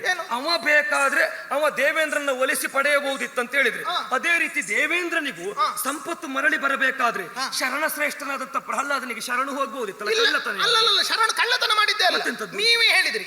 ನಿಷ್ಠಾವಂತನಾಗಿ ಮಾಡಿದ್ದಾನೆ. ಈಗ ಸನ್ನಾದ ಪರಿಚರ್ಯೆಯಲ್ಲಿ ಪ್ರಹ್ಲಾದ ನನಗೆ ಗುರು ಅಂತ ಒಪ್ಪಿದ ಮೇಲೆ ದೇವೇಂದ್ರ ಮೋಸ ಮಾಡಿದ್ದಾನೆ? ಇಲ್ಲ. ಹೋಗುವಾಗ ಎಲ್ಲರೂ ಗುರು ದಕ್ಷಿಣೆ ಕೊಟ್ಟು ಹೋಗುದು. ಈಗ ದೇವೇಂದ್ರನೇ ಪಡೆಯುವಷ್ಟು ಪಾತ್ರತೆ ಹೊಂದಿಕೊಳ್ಳುತ್ತಾನಂತ ಆದ್ರೆ ಪ್ರಹ್ಲಾದನ ಮನಸ್ಸನ್ನು ಗೆದ್ದಿದ್ದಾನಂತ ಅರ್ಥ. ಹಾಗಾದ್ರೆ ಯೋಚನೆ ಮಾಡಿ, ಹೋಗಿ ಕಳ್ಳತನದಿಂದ ಒಂದೇ ದಿವಸದಲ್ಲಿ ನನಗಿಂತದ್ದು ಕೊಡಿ ಅಂತ ಕೈಕಲ್ ಹಿಡಿದು ಬೇಡಿದ್ದಲ್ಲ. ಎಷ್ಟೋ ವರ್ಷಗಳ ಕಾಲ ಪ್ರಹ್ಲಾದನ ಸೇವೆ ಮಾಡಿ ವಿನಯವಂತನಾಗಿದ್ದಾನಂತಾದ್ರೆ ಲೋಕಕ್ಷೇಮಕ್ಕಾಗಿ ದೇವೇಂದ್ರ ಮಾಡಿದ್ದೇ ಹೊರತು ಅಂತದೇನು ಅಲ್ಲ. ಇದ್ದ ರೀತಿ ಹೇಗೆ ಬ್ರಾಹ್ಮಣ ವೇಷಧಾರಿ ಇದ್ದದ್ದು ನಿಜ ವೇಷವನ್ನ ಮರೆತು ಬ್ರಾಹ್ಮಣನಾಗಿ ಇರ್ತಾನೆ ಅಂತಾದ್ರೆ ಅವ ಮೋಸ ಮಾಡಿದ್ದು ಸುಳ್ಳ? ಅಲ್ವೇ ಅಲ್ಲ. ನಿಜ ವೇಷದಲ್ಲಿ ಇರುವುದಕ್ಕೆ ಅದು ರಾಕ್ಷಸರ ಬೀಡು. ರಾಕ್ಷಸರಂತ ನೆಲೆವೀಡಲ್ಲಿ ದೇವೇಂದ್ರನು ಹೋದ ಕುಳಿತ ಅಂತಾದ್ರೆ ಪ್ರಹ್ಲಾದ ಒಪ್ಪಿಯಾನು, ಉಳಿದಂತ ರಾಕ್ಷಸರ ಪಡೆ ಒಪ್ಪುದಿಲ್ಲ. ಆದ್ರೂ ಒಂದು ಪ್ರಹ್ಲಾದ ಹೇಳಿದ್ದೆ ನಡೆಯುತ್ತದೆ ವಿನಃ ಉಳಿದ ರಕ್ಕಸರು ಹೇಳಿದಾಗ ಆಗುದಿಲ್ಲ. ನಮ್ಮಲ್ಲಿ ಸ್ವಾಮಿ ಪ್ರಹ್ಲಾದ ಹೇಳಿದ್ದನ್ನು ಉಳಿದ ದಾನವರು ಒಪ್ಪುವರಲ್ಲ. ಈಗ ದೇವೇಂದ್ರ ಕೆಟ್ಟರೆ ಅಂತ ಹೇಳಿದ್ರೆ ನೀವು ಹೋಗಿ ದೇವೇಂದ್ರನಿಗೆ ಪೂಜೆ ಮಾಡೋದು. ಪೂಜೆ ಮಾಡ್ತೀವಿ. ಈಗ ನೀವು ನಾಳೆ ಯಜ್ಞ ಯಾಗಾದಿ ಮಾಡುವಾಗ ಇಂದ್ರಾಯ ಸ್ವಾಹ ಅಂತ ಹೇಳ್ತೀರಾ, ಬೇರೆ ಹೇಳ್ತೀರಾ? ಇಂದ್ರಾಯ ಸ್ವಾಹವೇ ಹೇಳುದು. ನೀವು ಇಲ್ಲಿ ಬಂದಾಗ ದೇವೇಂದ್ರ ಅಂತ ಹೋಗಿ ಕೈ ಮುಗಿದ್ರೆ ಬೇರೆಯವರ ಹತ್ರ ಹಾಗೇ ಕೈ ಮುಗಿದಿದೆ. ಅವ ಕೆಟ್ಟವನಾದ ನೀವು ಕೈ ಮುಗಿದೆ ಕೆಟ್ಟವನಂತ ಹೇಗೆ ಗೊತ್ತುಂಟ? ತಾಯಿಯಾದವಳು ಮಗು ತಪ್ಪು ಮಾಡಿದಾಗ ಮಗುವಿಗೆ ಹೊಡಿತಾಳೆ. ಆದರೂ ಆ ಮಗು ಒಮ್ಮೆ ಅಮ್ಮ ಹೊಡೆದಳು ಏನೋ ಹಾಗೆ ಸಿಟ್ಟುಕೊಂಡರು ಮತ್ತೆ ಬಿದ್ದಾಗ ಅಮ್ಮ ಅಂತಲೇ ಕೂಗುವುದು. ಯಾಕೆ? ಅಮ್ಮನ ಮೇಲಿದ್ದ ಪ್ರೀತಿ, ನಂಬಿಕೆ. ನಾವು ಹಾಗೆ ದೇವೇಂದ್ರನ ಪ್ರತ್ಯಕ್ಷ ಅಲ್ಲ ಪರೋಕ್ಷವಾಗಿ ಆಕ್ಷೇಪಿಸಿದ್ರು, ಪ್ರತ್ಯಕ್ಷವಾಗಿ ನಂಬಿಯವರನ್ನ ಆರಾಧಿಸುವವರಿದ್ದೇವೆ. ಹಾಗಾದ್ರೆ ತಿಳ್ಕೊಳ್ಳಿ, ಅಮ್ಮ ಅಂತ ಅಮ್ಮನ ಭಾವನೆಯಿಂದ ಒಪ್ಪುತ್ತೀರಲ್ಲ. ಮಾತ್ರ ಹೃದಯವನ್ನು ಉಳ್ಳವನು ದೇವೇಂದ್ರ ಅಂತ ಆದ್ರೆ ಕುಡಿದ ಔಷಧವು ಬಾಯಿಗೆ ನಿಗ್ರಹವನ್ನು ಮಾಡಿ ಒಡಲಿಗೆ ಕಾಯಕ್ಕೆ ಸುಖವೀಯುವಂತೆ ದೇವೇಂದ್ರ ಮಾಡಿದ ನಿಮಗೆ ಕೆಟ್ಟದ್ದಾಗಿ ಕಂಡರೂ ಲೋಕಕ್ಕೆ ಅಮೃತೋಪಮವಾದ ಕೆಲಸ ಆಗಿದೆ ಅನ್ನೋದೇ ಆಗಿದೆ. ಇನ್ನೂ ಆಗಬೇಕು. ಯಾಕೆ ಗೊತ್ತುಂಟ? ಭೂಲೋಕಕ್ಕೆ ಬಂದು ತನಗೆ ಬೇಕಾದನ್ನ ಪಡೆದು ಹೋದ ದೇವೇಂದ್ರ, ಭೂಲೋಕವರ ಮಕ್ಕಳಿನ ಹಾಗೆ ಒಪ್ಪಿದ ದೇವೇಂದ್ರ, ಮಕ್ಕಳು ಮಾಡಿದ ತಪ್ಪು ಏನೋ ಹಾಗೆ ಯೋಚನೆ ಮಾಡಿ ಬೇಕಾದ ವ್ಯವಸ್ಥಿತವಾದ ವ್ಯವಸ್ಥೆ ಕೊಡಬಹುದಿತ್ತಲ್ಲ. ಅಯ್ಯೋ ದೇವ್ರೇ, ನೀವೀಗ ಕರೀತೀರಿ ಬಾರೇ ನಂದಿನಿ ಭೂಲೋಕ ಹೋಗೋಣ ಅಂತ ಹೇಳಿ, ನಾನೆಂತ ಹೇಳ್ತೇನೆ ಗೊತ್ತಾ? ಬೇಡ ಬೇಡ ಬರಿದೆ ಚಲವ ಮಾಡಬೇಡ ಯತಿವರ. ಬೇಡ ಬೇಡ ಬೇಡ ಬೇಡ ಬೇಡ ಬೇಡ ಬರಿದೆ ಚಲವ ಮಾಡಬೇಡ ಯತಿವರ. ಬರಿದೆ ಚಲವ ಮಾಡಬೇಡ ಯತಿವರ. ಹೇವರಿಸದೆ ಸುರಯ ಕುಡಿದು ದೇವರನ್ನೇ ಹಳಿಯುತ್ತ. ಹೇವರಿಸದೆ ಸುರಯ ಕುಡಿದು ದೇವರನ್ನೇ ಹಳಿಯುತ್ತ. ಜೀವಿಸಿದರು ತರುಣರಾದ ರಾವಣೋದ್ಯರೆಲ್ಲರೂ. ಜೀವಿಸಿದರು ತರುಣರಾದ ರಾವಣೋದ್ಯರೆಲ್ಲರೂ. ಬೇಡ ಬೇಡ ಬೇಡ ಬೇಡ ಬೇಡ ಬೇಡ. ಯಾವುದು ಬೇಡ? ಯಾಕೆ ಬೇಡ? ನೀವು ಅದು ಕೊಡ್ತೇನೆ ಇದು ಕೊಡ್ತೇನೆ ಅಂತ ಹೇಳಿದ್ರೆ ನಾನು ಹೇಳುದಷ್ಟೇ ಬೇಡ. ಅದು ಯಾಕಂತ ಇಲ್ವೇನು? ಬರುವುದಿಲ್ಲ. ಏನಾಗಿ? ಅಯ್ಯೋ, ಕಾರ್ತವೀರ್ಯ ಅಳಿದು ಹೋಗಿರಬಹುದು. ದೇವೇಂದ್ರ ಮಾಡಿದ್ದನ್ನು ನೀವು ವಿರೋಧಿಸಬಹುದು. ಅಲ್ಲ, ಪರ್ಯಾಯ ಒಳಿತೆನ್ನುವ ಹಾಗೆ ಒಪ್ಪಿಕೊಳ್ಳಬಹುದು. ಅದಕ್ಕೆ ಇದನ್ನ ಮಂಡಿಸಿದ್ವ ಸ್ವಾಮಿ. ನಿಮ್ಮ ಭೂಲೋಕದ ಹೆಸರು ಕೇಳಿದ್ರೆ ನನಗೆ ಹೇವರಿಕೆ, ಹೇಸಿಗೆ. ಯಾಕೆ? ಎಂತವರಿದ್ದಾರೆ ಭೂಲೋಕದಲ್ಲಿ. ಏನಾಗಿದೆ? ಧರ್ಮ ಕಾರ್ಯಗಳನ್ನು ಮಾಡುವವರು ಇರುತ್ತಿದ್ದರೆ ಇಂಥ ಬರಗಾಲವೇ ಬರ್ತಿರ್ಲಿಲ್ಲ. ಈಗ ಬರಗಾಲ ಕೇವಲ ಈಗ 12 ವರ್ಷ ಈಗ ಮಾತ್ರ ಬಂದದ್ದಲ್ಲ, ಈ ಹಿಂದೆಯೂ ಬಂದಿದೆ. ಹೌದಲ್ಲ? ಹೌದು. ಒಬ್ಬ ಆತನೇ ಗುರುಪುತ್ರಿಯನ್ನೇ ಕೆಡಿಸಿದ್ದ, ಅಂತವನೊಬ್ಬ ಆಗಿ ಹೋದ ದಂಡಕ ಅಂತ ಹೇಳುವ. ಅವನಿಂದಲಾಗಿ ಅವನಿದ್ದ ಊರಲ್ಲಿ ಮಳೆ ಬರ್ತಿಲ್ಲ, ಅವನು ಬದುಕಿರೋ ತನಕ ಮಳೆ ಬರಲಿಲ್ಲ. ಆದ್ದರಿಂದಲಾಗಿ ಮರುಭೂಮಿಯಂತಹ ಒಂದು ಪ್ರದೇಶವೇ ಆಗಿ ಹೋಯಿತು. ಅದಕ್ಕೆ ದಂಡಕಾರಣ್ಯ ಅಂತೇಳಿ ಹೆಸರು. ಹೌದಲ್ಲ? ಮಾತ್ರ ಅಲ್ಲ, ಎಷ್ಟೆಷ್ಟು ಸಾವಿರ ವರ್ಷ ಮಳೆ ಬರದೆ ಭೂಮಿಯಲ್ಲಿ ಕ್ಷಾಮ ಬಂದಂತದ್ದನ್ನು ನಾವು ಕೇಳಿದ್ದೇವೆ. ಯಾಕೆ ಬರುತ್ತದೆ? ಭೂಲೋಕದಂತ ಅಧರ್ಮಿಗಳು ಇರುವುದರಿಂದ. ಎಂತೆಂತವರು ಅಯ್ಯೋ ಬೆಳಿಗ್ಗೆ ಕಳ್ಳು ಕುಡಿಯುವುದು. ಅಯ್ಯೋ ಹೆಂಡ ಕೊಡುತ್ತಾರೆ. ಹೌದಂತ ನೀವು ಮೂಗು ಮುಚ್ಚಿಕೊಂಡು ಕೂತ್ಕೊಂಡ್ರಿ ಅಂತ ಹೇಳಿ ನಮಗೆ ಭೂಲೋಕ ಕಾಣುದಿಲ್ಲ ಅಂತ ಮಾಡಿದ್ರೆ ನೀವು ಕಣ್ಣು ಮುಚ್ಚಿಕೊಂಡು ಮೂಗು ಹಿಡ್ಕೊಂಡು ತಪಸ್ಸು ಕುಳಿತೀರ ಅಂತ ಹೇಳಿದ್ರೆ ಭೂಲೋಕದಲ್ಲಿ ಎಂತೆಂತವರಿದ್ದಾರೆ. ನಮಗೆ ಅದು ಯಾವುದು ಬೇಡ ಅಂತ ಕಣ್ಣು ಮುಚ್ಚಿ ಕುಳಿತಿದ್ದೇವೆ. ಹೌದೌದು. ಕೆಲವರಿಗೆ ಬೇಕು ಅಂದಾಗ ಇಣುಕಿ ನೋಡ್ತಾರೆ. ನಮಗೆ ಹಾಗಾಗಿ ಗೊತ್ತಾಗಿದೆ ಅದೆಲ್ಲ, ನಮ್ಗೆ ಗೊತ್ತಿಲ್ಲ. ಇಣುಕಿ ನೋಡಿದ್ದಲ್ಲ, ಕಣ್ಣು ಬಿಟ್ಟು ಕೆಳಗೆ ನೋಡಿದ್ರೆ ಕಾಣೋದೇ ಅಂತ. ಅಯ್ಯೋ ದಾರಿಯಲ್ಲಿ ಓಡಾಡ್ಲಿಕ್ಕಾದ್ರೂ ಉಂಟ. ಅಯ್ಯೋ ಎದುರು ಬಂದ್ರು ನಿಂತುಕೊಳ್ಳಿದಕ್ಕೂ ಆಗುದಿಲ್ಲ, ಓಲಾಡ್ತಾ ಇರ್ತಾರೆ. ಅದರಲ್ಲಿ ಎದುರು ಸಿಕ್ಕಿದವ್ರಿಗೆ ಹೇಳುವುದು ನಿನ್ನೆ ಎಳ್ಳಿ ನಾಳೆ ಎಳ್ಳಿ, ಅನುಭವ ಒಳ್ಳೆ ನಾಡಿದ್ದು ಎಳ್ಳಿ ಅಲ್ವಾ? ಅಂದ್ರೆ ಏನು, ನಾಳೆಗೆ ತೊದಲುತ್ತದೆ. ಕಂಡವರಲ್ಲಿ 25 ಪ್ರಶ್ನೆ. ಮಾತ್ರವೇ ಅಲ್ಲ, ದೇವಸ್ಥಾನಕ್ಕೆ ಹೋಗಿ ಅಡ್ಡ ಬೀಳುವುದಾದ್ರೂ ಉಂಟ. ದೇವಸ್ಥಾನಕ್ಕೆ ಹೋಗಿ ಅಯ್ಯೋ ದೇವಸ್ಥಾನ ತೀರ್ಥಕ್ಷೇತ್ರ ಎನ್ನುವಂತ ಒಳ್ಳೊಳ್ಳೆ ಹೆಸರನ್ನು ಈ 4 ಜನ ಸೇರಿದ ಒಂದು ಒಳ್ಳೆಯ ಸಭ್ಯರ ಮುಂದೆ ಆಡ್ಲಿಕ್ಕಾದ್ರೂ ಉಂಟ. ಮತ್ತೆ ಹೇಗೆ ತೀರ್ಥಕ್ಷೇತ್ರಕ್ಕೆ ಹೋಗಿ ಬಂದ್ರ ಅಂತ 4 ಜನ ಒಂದು ಗಂಡಸರ ಕೂಟದಲ್ಲಿ ಹೋಗಿ ಕೇಳಿದ ಅದಕ್ಕೆ ವಿಪರೀತ ಅರ್ಥವೇ ಆಗಿ ಹೋಗಿದೆ. ಅಂತ ಒಂದು ಪುಣ್ಯ ಕ್ಷೇತ್ರಗಳಿಗೆ ಕೊಡುವ ಹೆಸರನ್ನು ಅಡ್ಡಾದಿಡ್ಡಿಯಾಗಿ ಕಳ್ಳು ಕುಡುಕರ ಕೇಂದ್ರಕ್ಕೆ ಕೊಡುವಂತ ಒಂದು ಪರಿಸ್ಥಿತಿ ಬಂದಿದೆ. ಹಾಗಾದ್ರೆ ಹೇವರಿಸದೆ ಹೆಂಡ ಕುಡಿಯುವುದು, ದೇವರನ್ನೇ ಬೈಯುವವರಿದ್ದಾರೆ. ದೇವರಿಗೆ ತಲೆ ಸರಿ ಇಲ್ಲ, ಅಲ್ಲದ್ರೆ ದೇವರಂತ ಹೀಗೆ ಮಾಡ್ತಾನೆ, ಯಾವ ದೇವರು ಯಾವ ದಿಂಡರು ಎಂತದೂ ಇಲ್ಲ ಭೂಲೋಕದಲ್ಲಿ. ಹೀಗೆ ಹೇಳಿಕೊಂಡಿರುವಂತಹ ಭೂಲೋಕದ ಪ್ರಪಂಚ ಸಾಲದ್ದಕ್ಕೆ ಮತ್ತೊಬ್ಬರ ಹೆಣ್ಣನ್ನೇ ಕೆಡಿಸುವವರು. ಹೌದಾ? ಹೆಂಡ ಕುಡಿದ ಮೇಲೆ ತನ್ನದ್ದು ಯಾವುದು ಮತ್ತೊಬ್ಬರದ್ದು ಯಾವುದು ಎನ್ನುವುದನ್ನು ನೋಡದೇ ಇರುವ ಅಂತವರೆಲ್ಲ ಇದ್ದಾರೆ. ಹೆಚ್ಚೇನು ಸ್ವಾಮಿ? ಪರಧಾರ ಅಪಹರಣ, ಪರದ್ರವ್ಯ ಅಪಹರಣ ದೋಷಕಾರಕವಾದ. ಇಲ್ಲಿಯೂ ನಮಗೆ ಸಿಕ್ಕುವವನು ಯಾರು? ಒಬ್ಬ ಜ್ಞಾನಿಯಾಗಿ ಶಾಸ್ತ್ರಗಳನ್ನು ತಿಳಿದ, ವೇದಾಂತಗಳನ್ನು ಹೇಳಿದ. ಅಯ್ಯೋ ಸಾಮಾನ್ಯವ ಭಾಷ್ಯಗಳನ್ನು, ವೇದಕ್ಕೆಲ್ಲ ಭಾಷ್ಯ ಬರೆದಿದ್ದಾನಂತೆ. ಮತ್ತೊಂದುಂಟಂತೆ, ಅವನ ಹೆಸರಲ್ಲೇ ಎಲ್ಲ ಒಂದು ವೇದ ಮಾಡ್ಲಿಕ್ಕೆ ಹೊರಡ್ತಾರೆ. ಇನ್ನೆಲ್ಲ ದುಷ್ಟಶಕ್ತಿಗಳ ಹೆಸರಿನಿಂದಲೇ ಉತ್ಸವ ಮಾಡ್ಲಿಕ್ಕೆ ಹೊರಡುವಂತ ಭೂಮಿ ನಿಮ್ಮದು. ಅಯ್ಯೋ ದೇವ್ರೆ, ಹೇಳಲಿಕ್ಕಿಲ್ಲಪ್ಪ. ರಾವಣ ವೇದ ಅಂತೇಳಿ ಆಗಿ ಹೋಗಿದೆ. ನಾಳೆ ದಿವಸ ನೀವು ಒಬ್ಬ ಕೊಂದ ದೇವಿಯ ಹೆಸರಿನಲ್ಲಿ ನೀವು ನವರಾತ್ರಿ ಆಚರಿಸಲಿಕ್ಕಿಲ್ಲ. ನೀವು ಬೇಕಾದ್ರೆ ಉತ್ಸವವನ್ನು ಬೇರೆಯವರ ರಾಕ್ಷಸನ ಹೆಸರಲ್ಲಿ ಮಾಡಿದ್ರಿ. ಆಗುವುದಕ್ಕೆ ಹೆಸರು ಮತ್ತೆ ಒಳ್ಳೊಳ್ಳೆ ಹೆಸರು ಇಟ್ಟುಕೊಳ್ತಾರೆ. ನಿಜವಾಗಿ ನಿಮ್ಮನ್ನು ಕರಿಬೇಕಾದದ್ದು ಭಗವನ್ ಅಂತೆ ಅಲ್ವಾ? ಹೆಸರು ನಿಮಗೆ ಹೇಳು ಅಲ್ಲ, ಹೇಳಿ ಅಂದ್ರೆ ಒಳ್ಳೆ ಗೌರವಾನ್ವಿತರಿಗೆ. ಹೌದಲ್ಲ? ಹಾಗಾದ್ರೆ ಒಳ್ಳೊಳ್ಳೆ ಹೆಸರು ಇಟ್ಟುಕೊಂಡೆ ಕೆಟ್ಟದ್ದನ್ನೇ ಮಾಡಿ ದೇವರಿಗೆ ಬೈಯುವಂತ ಭೂಲೋಕದವರಿದ್ದಾರೆ. ರಾವಣನ ಹೆಂಡತಿಯಾದಂತ ಸೀತೆಯನ್ನು ಅಪಹರಿಸಿಕೊಂಡು ಹೋದ ತ್ರಿಲೋಕಾಧಿಪತಿ ಲಂಕೇಶ್ವರ ಅಂತ ರಾವಣ. ಹೇಗೆ ರಾವಣ ಸತ್ತದ್ದೇ? ಹೇಗೆ ಸತ್ತದ್ದು? ಸತ್ತದ್ದು ಅವನ ಮಾಡಿದ ಕರ್ಮದಿಂದ ಸತ್ತದ್ದು. ಹೌದಾ? ಯಾರು ಕೊಂದದ್ದು? ಕೊಂದದ್ದು ಯಾರು ಅಂತ ನೀವು ಹೇಳಿದ್ರೆ ನೀವು ಭೂಲೋಕಕ್ಕೆ ಬರ್ಬೇಕಾಗ್ತದೆ.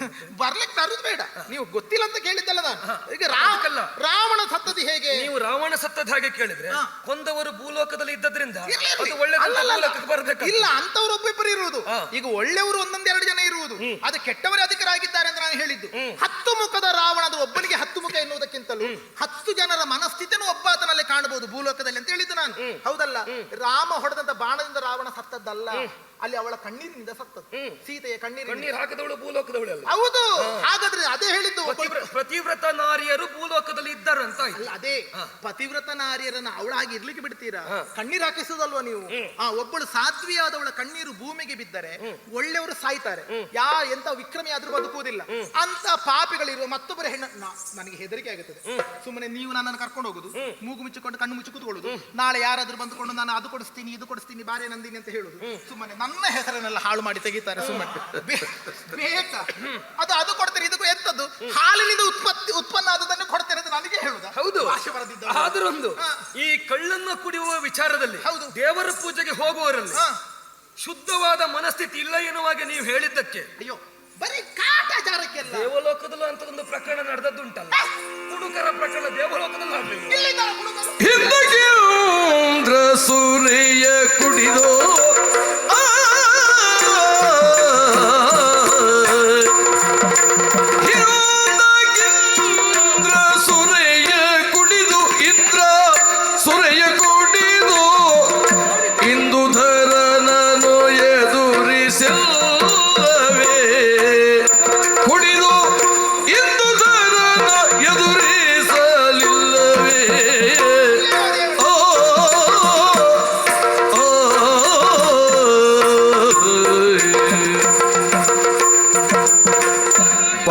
ಪವಣೆ ಮರೆತು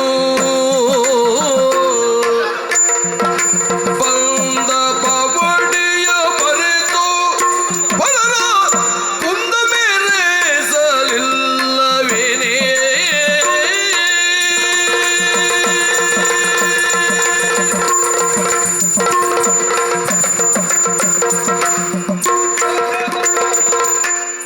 ಬಂದ ಪವಣೆಯ ಮರೆತು ಕುಂದ ಮೇರೆಸಲಿಲ್ಲವೇ?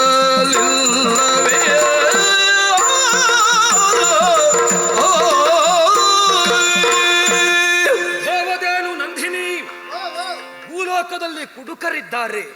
ಕಳ್ಳನ್ನ ಕುಡಿದು ದೇವಸ್ಥಾನಕ್ಕೆ ಹೋಗಿ ಅಶುದ್ಧರಾಗಿ ಪೂಜೆ ಸಲ್ಲಿಸುವವರಿದ್ದಾರೆ ಎನ್ನುವ ಹಾಗೆ. ದೇವಸ್ಥಾನಕ್ಕೆ ಕಲ್ಲು ಹೊಡೆಯುತ್ತಾರೆ, ದೇವರ ಹುಂಡಿಯಲ್ಲಿದ್ದದನ್ನ ಕದ್ದುಕೊಂಡೋಗಿ ಕುಡಿತಾರೆ. ಅಮ್ಮ, ಮತ್ತೆ ಕೆಲವೊಮ್ಮೆ ಆಗುವುದೇನು ಗೊತ್ತುಂಟ? ಏನು? ದೂರದಲ್ಲಿ ಯಾರೋ ಮಾಡಿದ್ದ ಸಾಸಿವೆ ಗಾತ್ರದ ತಪ್ಪು ನಮಗೆ ಕಂಡು ಅವರನ್ನ ದೂಷಿಸ್ತೇವೆ. ನಮ್ಮ ಸಮೀಪ ದೊಡ್ಡ ಕುಂಬಳಕಾಯಷ್ಟು ದೊಡ್ಡ ತಪ್ಪಿದ್ರು ಗೊತ್ತಾಗುವುದಿಲ್ಲ ಒಮ್ಮೊಮ್ಮೆ. ಎಂತದ್ದು ಅಲ್ಲ, ಪ್ರಾತಃ ಕಾಲದಲ್ಲಿ ಶಿವಾರ್ಚನೆಗಾಗಿ ದೇವೇಂದ್ರ ತೆರಳುವ ಹೊತ್ತಂತೆ. ನಿಮ್ಮ ದೇವೇಂದ್ರ ಹೋಗುವ ನಮ್ಮ ದೇವೇಂದ್ರ ನೀವು ಕಾಲ್ ಮಾಡಿದಕ್ಕೆ ನೀವು ಹೋಗಿ ಕಾಲು ದೇವೇಂದ್ರ ಈಗ ನಮಗೆ ಬೇರೆ ಭೂಲೋಕಕ್ಕೆ ಬೇರೆ ನಿಮಗೆ ಬೇರೆ ದೇವೇಂದ್ರ ಅಲ್ಲ. ಹಾಗೆ ಹೇಳಲಿಕ್ಕೆ ಹೋದ್ರೆ ನೀವು ನಮ್ಮ ಭೂಲೋಕ ಅಂತ ಹೇಳಿದ್ದೀರಿ. ನಾವು ಹವಿಸನ್ನ ಕೊಟ್ಟದ್ದರಿಂದ ನೀವು ಹವಿರ್ಭೋಜರಾದ್ದರಿಂದ ನಿಮಗೆ ಶಕ್ತಿ ವೃದ್ಧಿ ಆದದ್ದು. ನೀವು ಹಾಗೆ ಈಗ ನಮ್ಮ ಲೋಕ ಪ್ರತ್ಯೇಕ ಮಾಡುವ ಹಾಗಿಲ್ಲ. ಯಾಕೆ? 3 ಲೋಕದ ಅಧಿಪತಿಯೇ ಇಂದ್ರನಾಗಿದ್ದ. ಮತ್ತೆ ಪ್ರತ್ಯೇಕ ಯಾಕೆ ನೀವು ಮಾಡ್ತಿರೋದು? ನಾನು ಮಾಡಿದ್ದಲ್ಲ. ನಿಮ್ಮ ದೇವೇಂದ್ರ ಅಲ್ಲ, ಮೊದಲು ನೀವು ಹೇಳಿದ್ದು ನಿಮ್ಮ ಭೂಲೋಕ ನಾವು ಬರುವುದಿಲ್ಲ ಅಂತ. ಹಾಗಾಗಿ ನಾನು ನಿಮ್ಮ ದೇವೇಂದ್ರ ಅಂತ ಹೇಳಬೇಕು. ನಮಗೆ ಭೂಲೋಕದಲ್ಲಿ ಒಡೆತನ ಇಲ್ಲ, ನಮಗೆ ವಿಹಾರಕ್ಕೆ ಬೇಕಾದ್ರೆ ಬರ್ಬೋದು ಅಲ್ಲ, ಅಷ್ಟೇ. ನಿಮಗಿಲ್ಲ. ನಾವು ಪಾಲು ಮಾಡುವುದು ಯಾಕಂದ್ರೆ ನಮ್ಮದು ಸ್ವರ್ಗ. ನಿಮಗನ್ನುವುದಕ್ಕಿಂತಲೂ ನಿನಗಿಲ್ಲ, ಯಾಕಿಲ್ಲ? ನಿಮಗುಂಟು. ಹಾ. ನಾಕಾಧಿಪತಿಗೆ ಭೂಲೋಕದ ಹಕ್ಕುಂಟು, ಹೌದಾ? ಉಂಟು, ಮೂರು ಲೋಕದ ಒಡೆತನ ಅವರಿಗೆ. ಹಾಗಿರುವಾಗ ನಿನಗಿಲ್ಲದೆ ಇರಬಹುದು, ಹಾ, ನನಗೆ. ನಿಮಗುಂಟು. ಹಾ. ಈ ದೇವಲೋಕಕ್ಕೆ ಸಂಬಂಧ ಉಂಟು. ಈ ವಿಚಾರದಲ್ಲಿ ಹೇಳುವುದಾದ್ರೆ ಏನು? ಆ ದೇವೇಂದ್ರ ಶಿವಾರ್ಚನೆಗೆ ಹೋಗುವಂತ ಸಂದರ್ಭದಲ್ಲಿ ಅವನಿಗೆ ಬಾಯಾರಿಕೆ ಆಯ್ತಂತೆ. ಹೌದೌದು. ಕುಡಿಯುವುದಕ್ಕೆ ನೀರು ಬೇಕು ಅನ್ನಿಸಿತ್ತಂತೆ. ಹಾ. ನೀರು ದೊರಕದೇ ಇದ್ದ ಕಾಲಕ್ಕೆ ಅಲ್ಲಿ ಕಳ್ಳನ್ನ ಮಾರುವ ಒಬ್ಬ ಇದ್ದಾನಂತೆ. ಹಾ. ಹೌದು, ಹೌದಾ? ಸಿಕ್ಕಿದನಂತೆ, ಎದುರು ಸಿಕ್ಕಿದ್ದ. ಎದುರೇ ಸಿಕ್ಕಿದಂತೆ. ಓಹೋ. ಹೋಗಿ ಅವನಲ್ಲಿ ಏನುಂಟು ಕುಡಿಯುವುದಕ್ಕೆ ಕೊಡು ಅಂತ ಹೇಳಿದಾಗ ಹಾ. ಅವ ಇದು ಬೇಡ, ನೀವೆಲ್ಲ ಕುಡಿಯುವುದಲ್ಲ, ಹಾ. ಇದು ದುಷ್ಟರೇ ಕುಡಿಯುವುದಂತ ಹೇಳಿದ್ರು. ಹಾ. ಈ ಹೊತ್ತಿಗೆ ನಮಗೆ ಅದೇ ಉತ್ತಮವಾದದ್ದು ಬೇಕು ಎನ್ನುವ ಹಾಗೆ ಪಡೆದು ಕುಡಿದ. ನೋಡಿ ನಿಮ್ಮಲ್ಲಿ ನೋಡಿ, ಕಳ್ಳು ಮಾರುವವನೇ ಎದುರು ಸಿಕ್ಕಿದ ದೇವ್ರ ಪೂಜೆ ಹೋಗುವಾಗ. ಹೌದು. ನಿಮ್ಮಲ್ಲೆಲ್ಲ ಹಾಲು ಮಾರುವವರು ಕಡಿಮೆ ಆಗಿದ್ದಾರೆ ಸ್ವಾಮಿ. ಹೌದು. ನಿಮ್ಮಲ್ಲೆಲ್ಲ ಕಳ್ಳು ಮಾರುವವರೇ ಹೆಚ್ಚು ಇದ್ದಾರೆ. ಬೀದಿ ಬೀದಿ ಓಣಿಯಲ್ಲಿ ಸಿಗುತ್ತದೆ ಬೇಕಾದ್ರೆ. ಹೌದು. ಹಾ. ಯಾಕೆ ಗೊತ್ತುಂಟ? ಎಂತದಕ್ಕೆ? ಹಾಲು ನಾವು ಮಾರುವವರು ಗುಡ್ಡ ಹತ್ತಿ ಹೋದ್ರು ಬೇಕಾದ್ರೆ ಸಿಗುತ್ತೆ. ಹಾಲು ಮಾರುವವರು ಹೆಚ್ಚಿಗೆ ಹೋಗುದಿಲ್ಲ. ಯಾಕೆ ಗೊತ್ತುಂಟ? ಎಂತದಕ್ಕೆ? ನಂದಿನಿ ಅಂತ ಹೇಳಿದೆ ಅಲ್ವಾ, ಹೌದು. ಅದೇ ಅಲ್ಲಿ ಇದ್ದದರಿಂದ ಮನೆಗೆ ಬರ್ತದೆ, ಹಾಗಾಗಿ ಹೋಗುದಿಲ್ಲ ಯಾರು. ಇರ್ಲಿ. ಹಾ. ಆಗ್ಲಿ. ಆಗ ಪ್ರಕರಣ ಆದದ್ದೇನು? ಹಾ. ಅವ ಅಲ್ಲಿ ಆಗ್ಲಿ. ಅಲ್ಲಿಗೆ ಉಳಿಸಿಕೊಂಡಿದ್ದಾರೆ. ಅಲ್ಲಿಗೆ ಬಂದಂತ ಹಾ. ಅದನ್ನ ಕುಡಿದ ಮೇಲೆ ಹಾ. ಅವನಿಗೆ ಏನಾಯ್ತು ಎನ್ನುವುದಕ್ಕಿಂತಲೂ ನೇರವಾಗಿ ಕೈಲಾಸ ಪರ್ವತವನ್ನ ಏರಿದ. ಮುಂಭಾಗದಲ್ಲಿ ಇದ್ದವ ಪರಶಿವ ಎನ್ನುವುದು ಗೊತ್ತಾಗದೆ ಅವನನ್ನ ಅಪಹಾಸ್ಯ ಮಾಡುವುದರ ಮುಖೇನ ಅವನನ್ನ ದಂಡಿಸುವುದಕ್ಕೆ ವಜ್ರಾಯುಧವನ್ನು ಎತ್ತಿದವನಂತೆ. ಆಗ ಪರಮೇಶ್ವರರು ಸಿಟ್ಟಿಗೆದ್ದು ಕಿಚ್ಚುಗಣ್ಣನ್ನ ತೆರೆದರು. ಬೃಹಸ್ಪತಿ ಆಚಾರ್ಯರು ಬಂದರು, ಶರಣು ಹೋದದ್ದು. ಆಮೇಲೆ ದೃಷ್ಟಿ ಸಮುದ್ರಕ್ಕೆ ಬಿದ್ದದ್ದು. ಅಲ್ಲಿ ಜಲಂಧರ ಎನ್ನುವ ಹುಟ್ಟಿದ್ದು. ಅಮ್ಮ, ನಿಮ್ಮ ದೇವಲೋಕದವರ ಕೆಲಸ ಎಷ್ಟು ಕೇಳಿದ್ರಿ? ಒಂದು ದಿನ ಒಂದು ಸಾರಿ ಆ ಹೆಂಡ ಕುಡ್ಕೊಂಡು ಆ ಒಬ್ಬನನ್ನ ಹುಟ್ಟಿಸಿದ್ರಿಂದ ಭೂಲೋಕದಲ್ಲಿ ಒಂದು ರಾತ್ರಿ ಬೆಳಗಾಗುವ ಪ್ರಸಂಗವೇ ಆಗಿದೆ. ತುಳಸಿ ಜಲಂಧರ ಗೊತ್ತುಂಟ? ಆಗ್ಲಪ್ಪ, ಈಗೊಂದಿಷ್ಟು ಜನರಿಗಾದ್ರೂ ಹೊಟ್ಟೆ ತುಂಬುವುದಕ್ಕೆ ಖಂಡಿತವಾಗಿ ಹೌದು. ಆದ್ರೆ ಸಂತೋಷ, ಭೂಲೋಕದಿಲ್ಲದವರು ಯಾರು ಹೆಂಡ ಕುಡಿದು ಗರ್ಭಗುಡಿಯ ಒಳಗೋಗಿ ದೇವರನ್ನ ಘಾತಿಸಿದವರಲ್ಲ. ಇಲ್ಲಿದ್ದ ದೇವೇಂದ್ರ ದೇವರಿಗೆ ಹೊಡೆದವರಿದ್ದಾರೆ. ಇದಕ್ಕಿಂತ ದೊಡ್ಡ ತಪ್ಪು ನಮ್ಮದುಂಟೆ. ನಮ್ಮ ಕತೆ ಸ್ವಲ್ಪ ಹೆಚ್ಚು ಕಡಿಮೆ ಆಗಿದೆ. ನೀವು ಹೇಳಿದ ಕತೆ ಅದು ಸ್ವಲ್ಪ ಹೆಚ್ಚು ಕಡಿಮೆ. ಏನಾದದ್ದು? ಈಗ ದೇವೇಂದ್ರ ಭೂಲೋಕಕ್ಕೆ ಇಳಿದ. ಹೌದು. ಅಲ್ಲಿ ಅವನಿಗೆ ಬಾಯಾರಿಕೆ ಆಯ್ತು. ಹೌದಲ್ಲ? ಈಗ ನಮಗೆ ಇಲ್ಲಿ ದೇವಲೋಕದಲ್ಲಿ ಬಾಯಾರಿಕೆ ಆಗುತ್ತೆ ಆಗುದಿಲ್ಲ. ಹಾಗಾದ್ರೆ ಮಣ್ಣಿನ ಗುಣ. ಭೂಮಿಗೆ ಇಳಿದಾಗ ಅವನಿಗೆ ದೇಹಕ್ಕೆ ಧರ್ಮಾನುಸಾರವಾಗಿ ಬಾಯಾರಿಕೆ, ದಾಹ ಆಯಿತು. ಕುಡಿಯುವುದಕ್ಕೆ ಒಂದು ಹೆಂಡ ಸಿಕ್ಕಿತು. ನಮಗೆ ಆಮೇಲೆ ಕತೆ ಗೊತ್ತಾಗಿದೆ. ಆ ಕತೆ ಗೊತ್ತಾಗದಿದ್ದೇನೂ ಅಲ್ಲ. ಹಾಗಾದ್ರೆ ಅವನಿಗೆ ಬಾಯಾರಿಕೆ ಆಗುವ ಹೊತ್ತಿನಲ್ಲೇ ಬೇಕಾದ ಹಾಗೆ ಒಬ್ಬ ಹೆಂಡ ಮಾರುವವ ಯಾಕೆ ಬಂದ? ಅವ ರಾಕ್ಷಸ. ಕುಂಬರೇನು ಅಂತ ಎರಡು ರಾಕ್ಷಸರಂತ. ಒಬ್ಬಾತ ಹೆಂಡ ಮಾರುವವನಾದ, ಇನ್ನೊಬ್ಬಾತ ಹೆಂಡದಲ್ಲೇ ಅವಿತು ಕುಳಿತುಕೊಂಡ. ಹೌದಲ್ಲ? ಹಾಗಾದ್ರೆ ದೇವೇಂದ್ರನೊಳಗೆ ಒಂದು ರಾಕ್ಷಸನ ಆವೇಶ ಆದ ಪರಿಣಾಮವಾಗಿ ಅಂತ ಶಿವನನ್ನು ಹೊಡೆಯುವುದಕ್ಕೆ ಹೋದ. ಅಲ್ಲಿ ರಾಕ್ಷಸರ ಮಾಯೆಯೇ ಕಾಣಿಸಿಕೊಂಡದ್ದು. ಅಂದರೆ ಏನು? ಶಿವನಿಗೆ ಹೊಡೆಯುವುದರ ಮೂಲಕವಾಗಿ ಶಿವನ ಉರಿಗಣ್ಣಿಗೆ ದೇವೇಂದ್ರನೇ ನಾಶ ಆಗಬೇಕು ಎನ್ನುವಂಥದ್ದು ರಾಕ್ಷಸರ ಉದ್ದೇಶವಾಗಿತ್ತು. ಆ ಕಾರಣಕ್ಕೋಸ್ಕರವಾಗಿ ಹಾಗೆ ಪರಿವರ್ತನೆ ಆಯಿತು. ಯೋಚನೆ ಮಾಡಿ, ಶಿಷ್ಯನಾದವನೊಬ್ಬನು ತಪ್ಪಿದ ಕೆಲಸ ಮಾಡುತ್ತಾನಂತ ಆದ್ರೆ ಗುರು ಅದನ್ನು ಸಮರ್ಥಿಸ್ತಾನ? ಇಲ್ಲ. ಸರಿ ಮಾಡಬೇಕು. ಹೌದಲ್ಲ? ಅಲ್ಲ, ಒಬ್ಬ ತಪ್ಪೇ ಮಾಡಿದ ಅದಕ್ಕೆ ಶಿಕ್ಷೆ ಕೊಡ್ಲಿ ಅಂತ ಸುಮ್ಮನೆ ಇರಬೇಡ. ಹೌದಲ್ಲ? ಹಾಗಾದ್ರೆ ಇಲ್ಲಿ ಶಿವನು ಕಣ್ಣು ಬಿಟ್ಟು ದೇವೇಂದ್ರನನ್ನು ಸುಡುತ್ತೇನಂತ ಮುಂದಾದಾಗ ಬೃಹಸ್ಪತಿ ಆಚಾರ್ಯರು ಹೋಗಿ ತಡೆದದ್ದು, ಉಳಿದವರಲ್ಲ. ಹಾಗಾದ್ರೆ ದೇವಗುರುಗಳೇ ಹೋಗಿ ದೇವೇಂದ್ರನ ರಕ್ಷಿಸುವುದಕ್ಕೆ ಮುಂದಾಗುತ್ತಾರಂತ ಆದ್ರೆ ದೇವೇಂದ್ರ ಅನ್ನೋದು ತಪ್ಪಿಲ್ಲ ಎನ್ನುವುದೇ ಸ್ಪಷ್ಟವಾಗಿ ಹೇಳಲಿಕ್ಕೆ ಆಗುದಿಲ್ಲ. ಎಂತದು? ಹರ ಮುನಿದರೆ ಗುರು ಕಾಯುವ ಸತ್ಯ. ಅದರಿಂದಲೇ ಆ ಮಾತು ಅದಲ್ಲ. ದೇವೇಂದ್ರ ಎಲ್ಲಿಯಾದ್ರೂ ಸುಟ್ಟು ಹೋದದ್ದೇ ಹೌದು ಅಂತ ಆದ್ರೆ ಇಂತಿಷ್ಟು ಕಾಲಗಳವರೆಗೆ ದೇವೇಂದ್ರನೇ ಅಧಿಕಾರಿ ಎನ್ನುವುದುಂಟು. ಪುರಂದರ ನಾಮಾಂಕಿತನಾದವನು ಎಲ್ಲಿಯಾದ್ರೂ ಅವಧಾನಗೊಂಡರೆ 3 ಮೂರ್ತಿಗಳ ಮಾತು ಮಾಡಿದ ಶತಯಾಗ ಎಲ್ಲವೂ ಲೋಪ ಕಂಡಾಗುದಿಲ್ವೇನೋ? ಅದಿಲ್ಲ. ದೇವೇಂದ್ರ ತಪ್ಪು ಮಾಡಿದಂತಾದ್ರೆ ಅದಕ್ಕೆ ಸರಿಯಾದಂತ ಶಿಕ್ಷೆಯನ್ನು ಅವನು ಅನುಭವಿಸಲೇಬೇಕು. ಒಂದು ವೇಳೆ ಅಂತ ಅವಧಿಯಲ್ಲಿ ದೇವೇಂದ್ರ ಸಿಂಹಾಸನ ಬರಿದಾಯಿತು ಅಂತಾದ್ರೆ ಭೂಲೋಕದವರನ್ನೇ ಕರೆಕೊಂಡು ಬಂದು ಕುದುಳಿಸ್ತೇವೆ. ದೇವೇಂದ್ರನಿಗೆ ಶಿಕ್ಷೆ ಆಗಿದೆ. ಎಲ್ಲಿ ಶಿಕ್ಷೆ ಆಗಿದೆ? ಎಲ್ಲಿ ಗೊತ್ತುಂಟ? ಹೇಗೆ? ಹಣೆಗಣ್ಣಿನಿಂದ ಕಿಚ್ಚು ಹೊರಗೆ ಬಂದಾಗ ಹುಟ್ಟಿದವ ಯಾರು? ಜಲಂಧರ. ಜಲಂಧರ ಏನು ಮಾಡಿದ? ದೇವಲೋಕ ಅಭಿಯೋಗ ದಾಳಿ ಇಟ್ಟ. ಪರಿಣಾಮ ಏನಾಯ್ತು? ದೇವಪೀಠ ಕಳ್ಕೊಂಡ. ಅಲ್ಲಿ ಮಾಡಿದ ತಪ್ಪಿಗೆ ಇಲ್ಲಿ ಶಿಕ್ಷೆ ಆಯ್ತು. ನಿಮ್ಗೆ ಅರ್ಥ ಆಗ್ಲಿಲ್ಲ? ಅಲ್ಲ, ಹಾಗೇನೂ ಅಲ್ಲ. ಈಗ ದುಷ್ಟರೆಲ್ಲರೂ ಹುಟ್ಟಿದ ಕ್ಷಣದಲ್ಲಿ ಅವರಿಗಿರುವುದು ಸ್ವರ್ಗಲೋಕದ ಮೇಲೆ ಕಂಡು ದೇವೇಂದ್ರನು ತಪ್ಪು ಮಾಡಿದ್ದೇ ಹೌದು ಅಂತಾಗಿದ್ದರೆ ದೇವೇಂದ್ರನ ಶಿಕ್ಷೆ ಅನುಭವಿಸುವುದು ಹೇಗೆ? ಪದಚ್ಯುತಿಯನ್ನು ಹೊಂದಬೇಕು. ವೃತ್ರಾಸುರನ ಒಂದು ಪ್ರಕರಣ ಉಂಟು. ವೃತ್ರಾಸುರನ ಪ್ರಕರಣದಲ್ಲಿ ಆದುದಾದ್ರೂ ಏನು ಆಯ್ತಲ್ಲ? ಪದಚ್ಯುತಿ ಬ್ರಹ್ಮಹತ್ಯೆ ದೋಷ ಬಂತು, ಮಿತ್ರಹತ್ಯೆ ದೋಷ ಬಂತು, ಎಲ್ಲ. ಹಾಗಾದ್ರೆ ಅಂತಹ ಒಂದು ಬ್ರಹ್ಮಹತ್ಯಾ ದೋಷವುಳ್ಳಂತಹ ಅವನನ್ನೇ ಕೊಂದದ್ದು ಹೌದಾಗಿದ್ರು ರಾಕ್ಷಸರು ವರ್ಧಿಸಲಿ ಎನ್ನುವಂತ ಒಂದು ಮಂತ್ರವನ್ನು ಅವ ಹೇಳಿದ ಕಾರಣಕ್ಕೋಸ್ಕರವಾಗಿ ದೇವೇಂದ್ರ ಕೊಂದ. ದೇವೇಂದ್ರನಿಗೆ ಬ್ರಹ್ಮಹತ್ಯೆ ಪಾತಕ ಇದ್ದಾಗ ಈ ದೇವ ಸಿಂಹಾಸನ ಏರಿದ್ದಾನ? ಇಲ್ಲಲ್ಲ, ಇರ್ಲಿಲ್ಲ. ಆ ಹೊತ್ತಿಗೆ ಅವನನ್ನು ಬದಲಿಯಾಗಿ ಮತ್ತೊಬ್ಬನನ್ನು ಇಲ್ಲಿ ಕುಳ್ಳಿರಿಸಿದ್ದಿಲ್ಲ. ಹೌದಪ್ಪ, ಕುಳ್ಳಿರಿಸುವುದು ಸತ್ಯ. ದೋಷಿಗನೇ ಹೌದಂತಾಗಿದ್ರೆ ಸಿಂಹಾಸನದಲ್ಲಿ ಇರ್ಲಿಕ್ಕೆ ಸಾಧ್ಯ ಇಲ್ಲ. ನಿಜವಾಗ್ಲೂ ಹೇಳ್ಬೇಕಾ? ಎಂತದು? ಸಿಂಹಾಸನದಲ್ಲಿ ದೇವೇಂದ್ರ ಇರಬೇಕು ಅಂತ ಆದ್ರೆ ಭೂಲೋಕದ ನಮ್ಮ ಕೊಡುಗೆ ಉಂಟು, ಅದು ಗೊತ್ತುಂಟು ನಿಮಗೆ? ಎಂತದು? ಹೇಳಿದ್ರಲ್ಲ, ಹೆಣ್ಣು ಮಕ್ಕಳು ಪತಿವ್ರತೆಯಾಗಿ ಬದುಕುವುದಕ್ಕೆ ಸಾಧ್ಯವಿಲ್ಲ. ಅಯ್ಯೋ, ಕಷ್ಟ ಆಯ್ತು ಅಲ್ವಾ? ಮತ್ತೆ ರಾವಣಾದಿಗಳ ಸೀತಾ ಮಾತೆಯನ್ನು ಅಪಹರಿಸಿದ ವಿಷಯವನ್ನು ನೀವು ಹೇಳಿದ್ರಿ. ಇಲ್ಲಿವಾದ ಪ್ರಕರಣ ಒಂದುಂಟು. ಎಂತದು? ಗೌತಮರ ಮಡದಿ ಅಹಲ್ಯೆಯನ್ನ ಆ, ದೇವೇಂದ್ರ ಹೌದು. ಹೌದು ಮಾಡಿ ಸುಳ್ಳ? ಎಂತದು? ಎಂತದು ಮಾಡಿದ? ಹಾ, ದೇವೇಂದ್ರ ಜೊತೆಗೆ ಮೂವರನ್ನ ಕರೆಸಿಕೊಂಡು ಹೋಗಿ ಅಗ್ನಿ ಕೋಳಿಯಾಗಿ ಕೂಗಿದ, ಅಲ್ವಾ? ವಾಯು ಮಂದವಾಗಿ ಬೀಸಿದ, ವರುಣ ಇಬ್ಬನಿಯಾಗಿ ಬಿದ್ದ. ಮಧ್ಯರಾತ್ರಿಯನ್ನೇ ಬೆಳಗಿನ ಜಾವ ಎನ್ನುವ ಹಾಗೆ ಮಾಡಿಸಿ ಆ ಗೌತಮರು ಹೋಗುವಂತ ಅವಕಾಶವನ್ನು ಅವರಿಗೆ ಮಾಡಿಕೊಟ್ಟು ಕಳ್ಳ ಗೌತಮರ ವೇಷವನ್ನ ಅಂತೂ ಬಂದು ಅವಳನ್ನ ಕೂಡಿದ್ದು ಸತ್ಯವ? ಅಹಲ್ಯೆಯನ್ನ ಕೂಡಿದ್ದು ಸತ್ಯವ? ಸ್ವಾಮಿ, ಅಹಲ್ಯ ಜಾರ ಅಂತ ದೇವೇಂದ್ರ ಅನ್ನೋದು ಹೆಸರು. ನೀವು ಹೇಳಿದ ಪ್ರಕರಣ ಹೌದು. ಅಹಲ್ಯನ್ನು ಕೆಡಿಸ್ಲಿಕ್ಕೆ ಹೋದದೆಲ್ಲ ಹೌದು. ಕೆಡಿಸಿದ್ದು ಹೌದು. ಕೇಳಲ್ಲ, ಆದ್ರೆ ಒಂದುಂಟು. ಏನು? ಕೆಡಿಸಿದ್ದಲ್ಲ. ಕೆಡಿಸಿದ್ದಲ್ಲ, ಮತ್ತೇನ್ ಮಾಡಿದ್ದು? ಅವಳೇ ಕೂಡಿದ್ದು. ಹೇಗೆ? ಅವಳೇ ಕೂಡಿದ್ದು. ಅಲ್ಲ, ಅದು ಹೇಗೆ? ನೀವು ಹೇಳಿದ ಕಥೆ ಸ್ವಲ್ಪ ವ್ಯತ್ಯಾಸ ಉಂಟು. ಹೇಗೆ ವ್ಯತ್ಯಾಸ? ನಡೆಯಲಿಲ್ಲ ಅಂತ ಏನೂ ಅಲ್ಲ. ಹಾಗಾದ್ರೆ ದೇವೇಂದ್ರನು ಇವಳು ಮುದ್ಗಲ ಋಷಿಯ ಮಗಳಾದಂತ ಅಹಲ್ಯೆಯನ್ನು ಮೊದಲೇ ಮನಸಾರೆ ಪ್ರೀತಿಸಿದ. ಅವಳ ಮದುವೆಯ ಕಾಲದ ಕಥೆಗಳೆಲ್ಲ ಬಹಳ ಬಹಳ ಹೌದು, ಹೌದು. ಇವಳಿಗೂ ದೇವೇಂದ್ರನ ಮೇಲೆ ಮನಸ್ಸಿತ್ತು. ಯಾವಾಗ? ಮದುವೆಗಿಂತ ಮೊದಲು. ಮದುವೆ ಸ್ವಯಂವರದ ಹೊತ್ತಿನಲ್ಲಿ. ಹೌದು. ಆದರೆ ಅಲ್ಲಿಟ್ಟಂತಹ ಪಣದ ನಿರ್ಬಂಧದಂತೆ ಅಲ್ಲಿ ಗೌತಮ ಮಾಡಿರುವಂತಹ ಒಂದು ಚತುರೋಕ್ತಿ, ಆ ಕಾರಣಕ್ಕೋಸ್ಕರವಾಗಿ ಗೌತಮನಿಗೆ ಸಿಕ್ಕಿದಳು. ದೇವೇಂದ್ರ ಮೊದಲೇ ಕಣ್ಣಿಟ್ಟವಳು. ಬೆವರಿನ ಶ್ರಮವನ್ನು ನಾನು ಉಂಡೇ ಉಣ್ಣುತ್ತೇನೆ ಎನ್ನುವ ಹಾಗೆ ದೇವೇಂದ್ರ ಆಡಿದ್ದ. ಅದರಂತೆಯೇ ಅವನ್ನೆಲ್ಲ ಕೂಗಿದ್ದೆಲ್ಲ ಹೌದು. ಬೆಳಗಿನ ಭ್ರಾಂತಿಯಾದಂತಹ ಗೌತಮ ಎದ್ದು ಹೋದದ್ದು ಹೌದು. ಆದ್ರೆ ಆಶ್ರಮ ಪ್ರವೇಶವನ್ನು ಮಾಡುವಾಗ ದೇವೇಂದ್ರ ಗೌತಮನ ವೇಷದಲ್ಲಿ ಹೋದದ್ದಲ್ಲ, ನಿಜವಾಗಿ ಕಾಣಿಸಿಕೊಂಡಿದ್ದಾನೆ. ನಾನು ಇಂದ್ರನಿದ್ದೇನೆ ಎನ್ನುವ ಹಾಗೆ ಹೇಳಿದಾಗ ಅವಳೇ ಮನಸೋತಿದ್ದಾಳೆ. ಮನಸ್ಸೋತಿದ್ದು ಯಾಕೆ? ನಾನು ನಿನ್ನಗೆ ಸೋತಿದ್ದೇನೆ, ನಾನು ನಿನ್ನ ರೂಪಕ್ಕೆ ಸೋತಿದ್ದೇನೆ ಅಂತ ಹೇಳಿದ್ದಾಳೆ. ಹೌದು, ಹೌದಾ? ಹೌದು, ಹಾಗೆ ಹೇಳಿದ್ದು. ಯಾಕೆ ಹೇಳಿದ್ದು? ಯಾಕೆ? ಮದುವೆಯಾದ ಬಳಿಕ ಇಂದ್ರನ ವಿಷಯದಲ್ಲಿ ಅವಳು ಮನ ಮಾಡಿದವಳಲ್ಲ. ಮನ ಮಾಡಿದ್ದೆವುದು ಅಂತ ಆದ್ರೆ ಗೌತಮರ ಮಡದಿ ಅಹಲ್ಯೆ ಪತಿವ್ರತೆಯಾಗಿರುವುದಕ್ಕೆ ಸಾಧ್ಯವಿಲ್ಲ. ಪತಿವ್ರತೆ ಅಲ್ಲ ಅಂತ ಹೇಳಿದಲ್ಲ. ಆದ್ರೆ ಆ ದಿನ ಏನಾಯ್ತು ಕೇಳಿ. ಇಂದ್ರಿಯಕ್ಕೆ ಅಧಿಪತಿಯಾದಂತ ದೇವೇಂದ್ರ ಅವಳ ಮನವನ್ನ ಪರಿವರ್ತನೆ ಮಾಡಿದ. ಯಾರ ಮನಸ್ಸನ್ನ ಬೇಕಾದ್ರೂ ಪರಿವರ್ತನೆ ಮಾಡುವ ಸಾಮರ್ಥ್ಯ ಇದ್ದಂತ ಇಂದ್ರ ಆ ಸಮಯಕ್ಕೆ ಬೇಕಾದ ವಾತಾವರಣವನ್ನು ನಿರ್ಮಾಣ ಮಾಡಿ ಗೌತಮರ ಮಡದಿಯಾದಂತ ಅಹಲ್ಯೆಯ ಮನ ಪರಿವರ್ತನೆ ಮಾಡಿ ತನಗೆ ಮೋಹಗೊಳ್ಳುವ ಹಾಗೆ ಮಾಡಿದ್ದು. ವಿಷಯ ಉಂಟು. ಈಗ ಇಂದ್ರಿಯಾಭಿಮಾನಿ ದೇವತೆಯೇ ಇಂದ್ರ. ಪ್ರತಿಯೊಬ್ಬರಿಗೂ ಒಂದು ಇಂದ್ರಿಯ ಚಾಪಲ್ಯತೆ ಉಂಟಾಗಬೇಕು ಅಂತಾದ್ರೆ ಅಥವಾ ಇಂದ್ರಿಯ ನಿಗ್ರಹ ಆಗಬೇಕು ಅಂತಾದ್ರೆ ದೇವೇಂದ್ರನ ಕರುಣೆ ಎನ್ನುವಂಥದ್ದು ಬೇಕೇ ಬೇಕು, ಅಲ್ಲದಿದ್ರೆ ಸಾಧ್ಯವೇ ಇಲ್ಲ. ಈಗ ಅವಳ ಮನಸ್ಸನ್ನು ಪರಿವರ್ತಿಸಿದ್ದಲ್ಲ, ಮೊದಲೇ ಅವಳಿಗೆ ಅಹಲ್ಯ ದೇವೇಂದ್ರ ಮೇಲೆ ಮನಸ್ಸುಂಟು. ಅಹಲ್ಯೆಗೆ ಮದುವೆಗಿಂತ ಮೊದಲು ಮನಸ್ಸಿದ್ದದ್ದು ಸತ್ಯಮ್ಮ. ಇಲ್ಲ ಸ್ವಾಮಿ, ಮದುವೆ ಆದ ಮೇಲೆ ಮನಸ್ಸಿಲ್ಲ. ಅಲ್ಲಲ್ಲ, ನಾನು ಹೇಳ್ತೇನೆ ಕೇಳಿ. ತಿರುಚದಲ್ಲ. ಹೆಣ್ಣಾದವಳು ಒಮ್ಮೆ ಮನಸ್ಸನ್ನು ಒಬ್ಬನಿಗೆ ಕೊಟ್ಟಳ, ಮತ್ತೆ ಅದನ್ನು ಮರೆಯುವುದಿಲ್ಲ ಅವಳು. ಗೌತಮನ ಜೊತೆಯಲ್ಲಿ ವಿರೋಧವಾಗಿ ದಾಂಪತ್ಯ ಮಾಡಿದ್ದಾಳೆ ಅಂತ ಹೇಳಿದ್ದಲ್ಲ, 2 ಮಕ್ಕಳನ್ನು ಅವಳು ಪಡೆದಿದ್ದಾಳೆ. ಆದರೆ ನಿಜವಾಗಿ ಅದ್ರ ದೇವೇಂದ್ರ ಬಂದಾಗ ನಸುನಾಕೆಯಿಂದ ತಲೆಬಾಗಿ ನಾನು ನಿನಗೆ ವಶವರ್ತಿ ಅಂತ ಹೇಳಿದ್ದಾಳೆ. ಮಾತ್ರವೇ ಅಲ್ಲ, ಆ ಬಳಿಕ ದೇವೇಂದ್ರ ಅವಳನ್ನು ಕೂಡಿ ಅವಳ ದೇಹವನ್ನು ಕೆಡಿಸಿದ. ಮನವಚನಕಾಯ ತ್ರಿಕಾರಣಗಳಿರುವುದು. ಮೊದಲು ಮನಸ್ಸಿನಿಂದ, ಮಾತಿನಿಂದ, ಆಮೇಲೆ ದೇಹದಿಂದ. ಮನಸ್ಸಿನಿಂದಲೇ ಅವಳು ಜಾರಿದ್ದಾಳೆ. ಹಾಗಾಗಿ ದೇವೇಂದ್ರ ಒಪ್ಪಿದ. ಮನಸ್ಸನ್ನು ಮಾಡಿದ್ದು ಇಂದ್ರಿಯಾಧಿಪತಿ ಆದ ದೇವೇಂದ್ರ ಅಲ್ವಾ? ಅಲ್ಲ ಸ್ವಾಮಿ. ಯಾಕೆ? ಈಗ ಮನಸ್ಸಿಗೆ ಅಭಿಮಾನಿ ದೇವತೆ ಇಂದ್ರ ಹೌದು.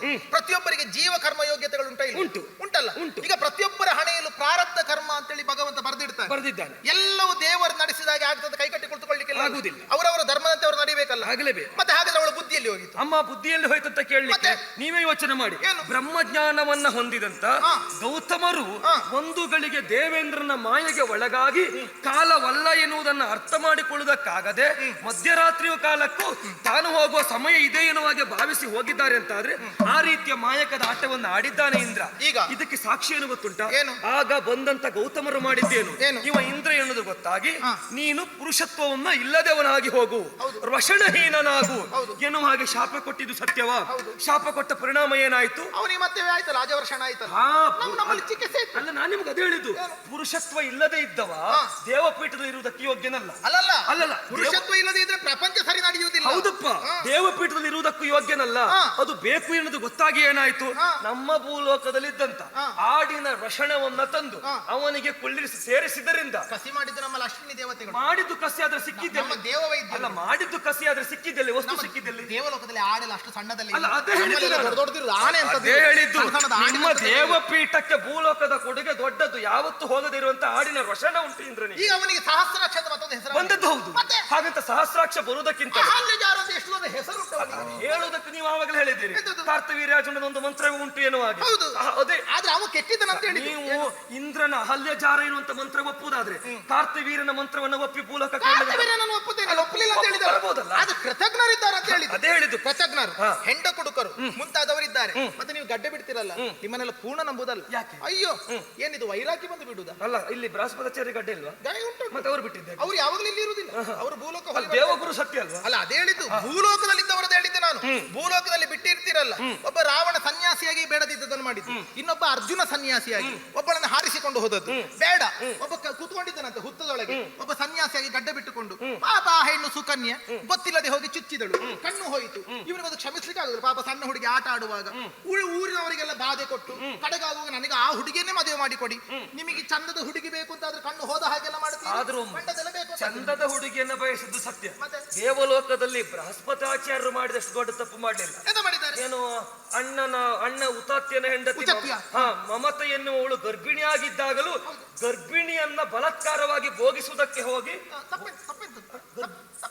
ಇನ್ನೊಬ್ಬರ ಹೆಂಡತಿಯನ್ನ ದೇವಲೋಕದಲ್ಲಿ ಇದ್ದವರು ಬಯಸಿದ್ರೆ ತಪ್ಪಿಲ್ಲ. ದೇವಭೂಮಿಯಲ್ಲಿಲ್ಲ ಸ್ವಾಮಿ. ಈಗ ಅಂತಹ ಆ ರೀತಿಯಲ್ಲಿ ಕೂಡುವುದಕ್ಕೆ ಹೋದಾಗ ಒಳಗಿರುವಂತಹ ಮಗು ಅದು ಅದನ್ನು ವಿರೋಧಿಸಲಿಲ್ವಾ? ಹೌದು, ತುಳಿತು. ಪರಿಣಾಮ ದೀರ್ಘ ತಮಸ್ಸು ಹುಟ್ಟಿದ. ಯಾಕೆ? ಅಲ್ಲ, ದೀರ್ಘ ತಮಸ್ಸು ಯಾಕಾದ? ಅವನಿಗೆ ದೀರ್ಘ ತಮಸ್ಸು ಅಂತ ಹೆಸರು ಬಂದದ್ದು ಯಾಕೆ?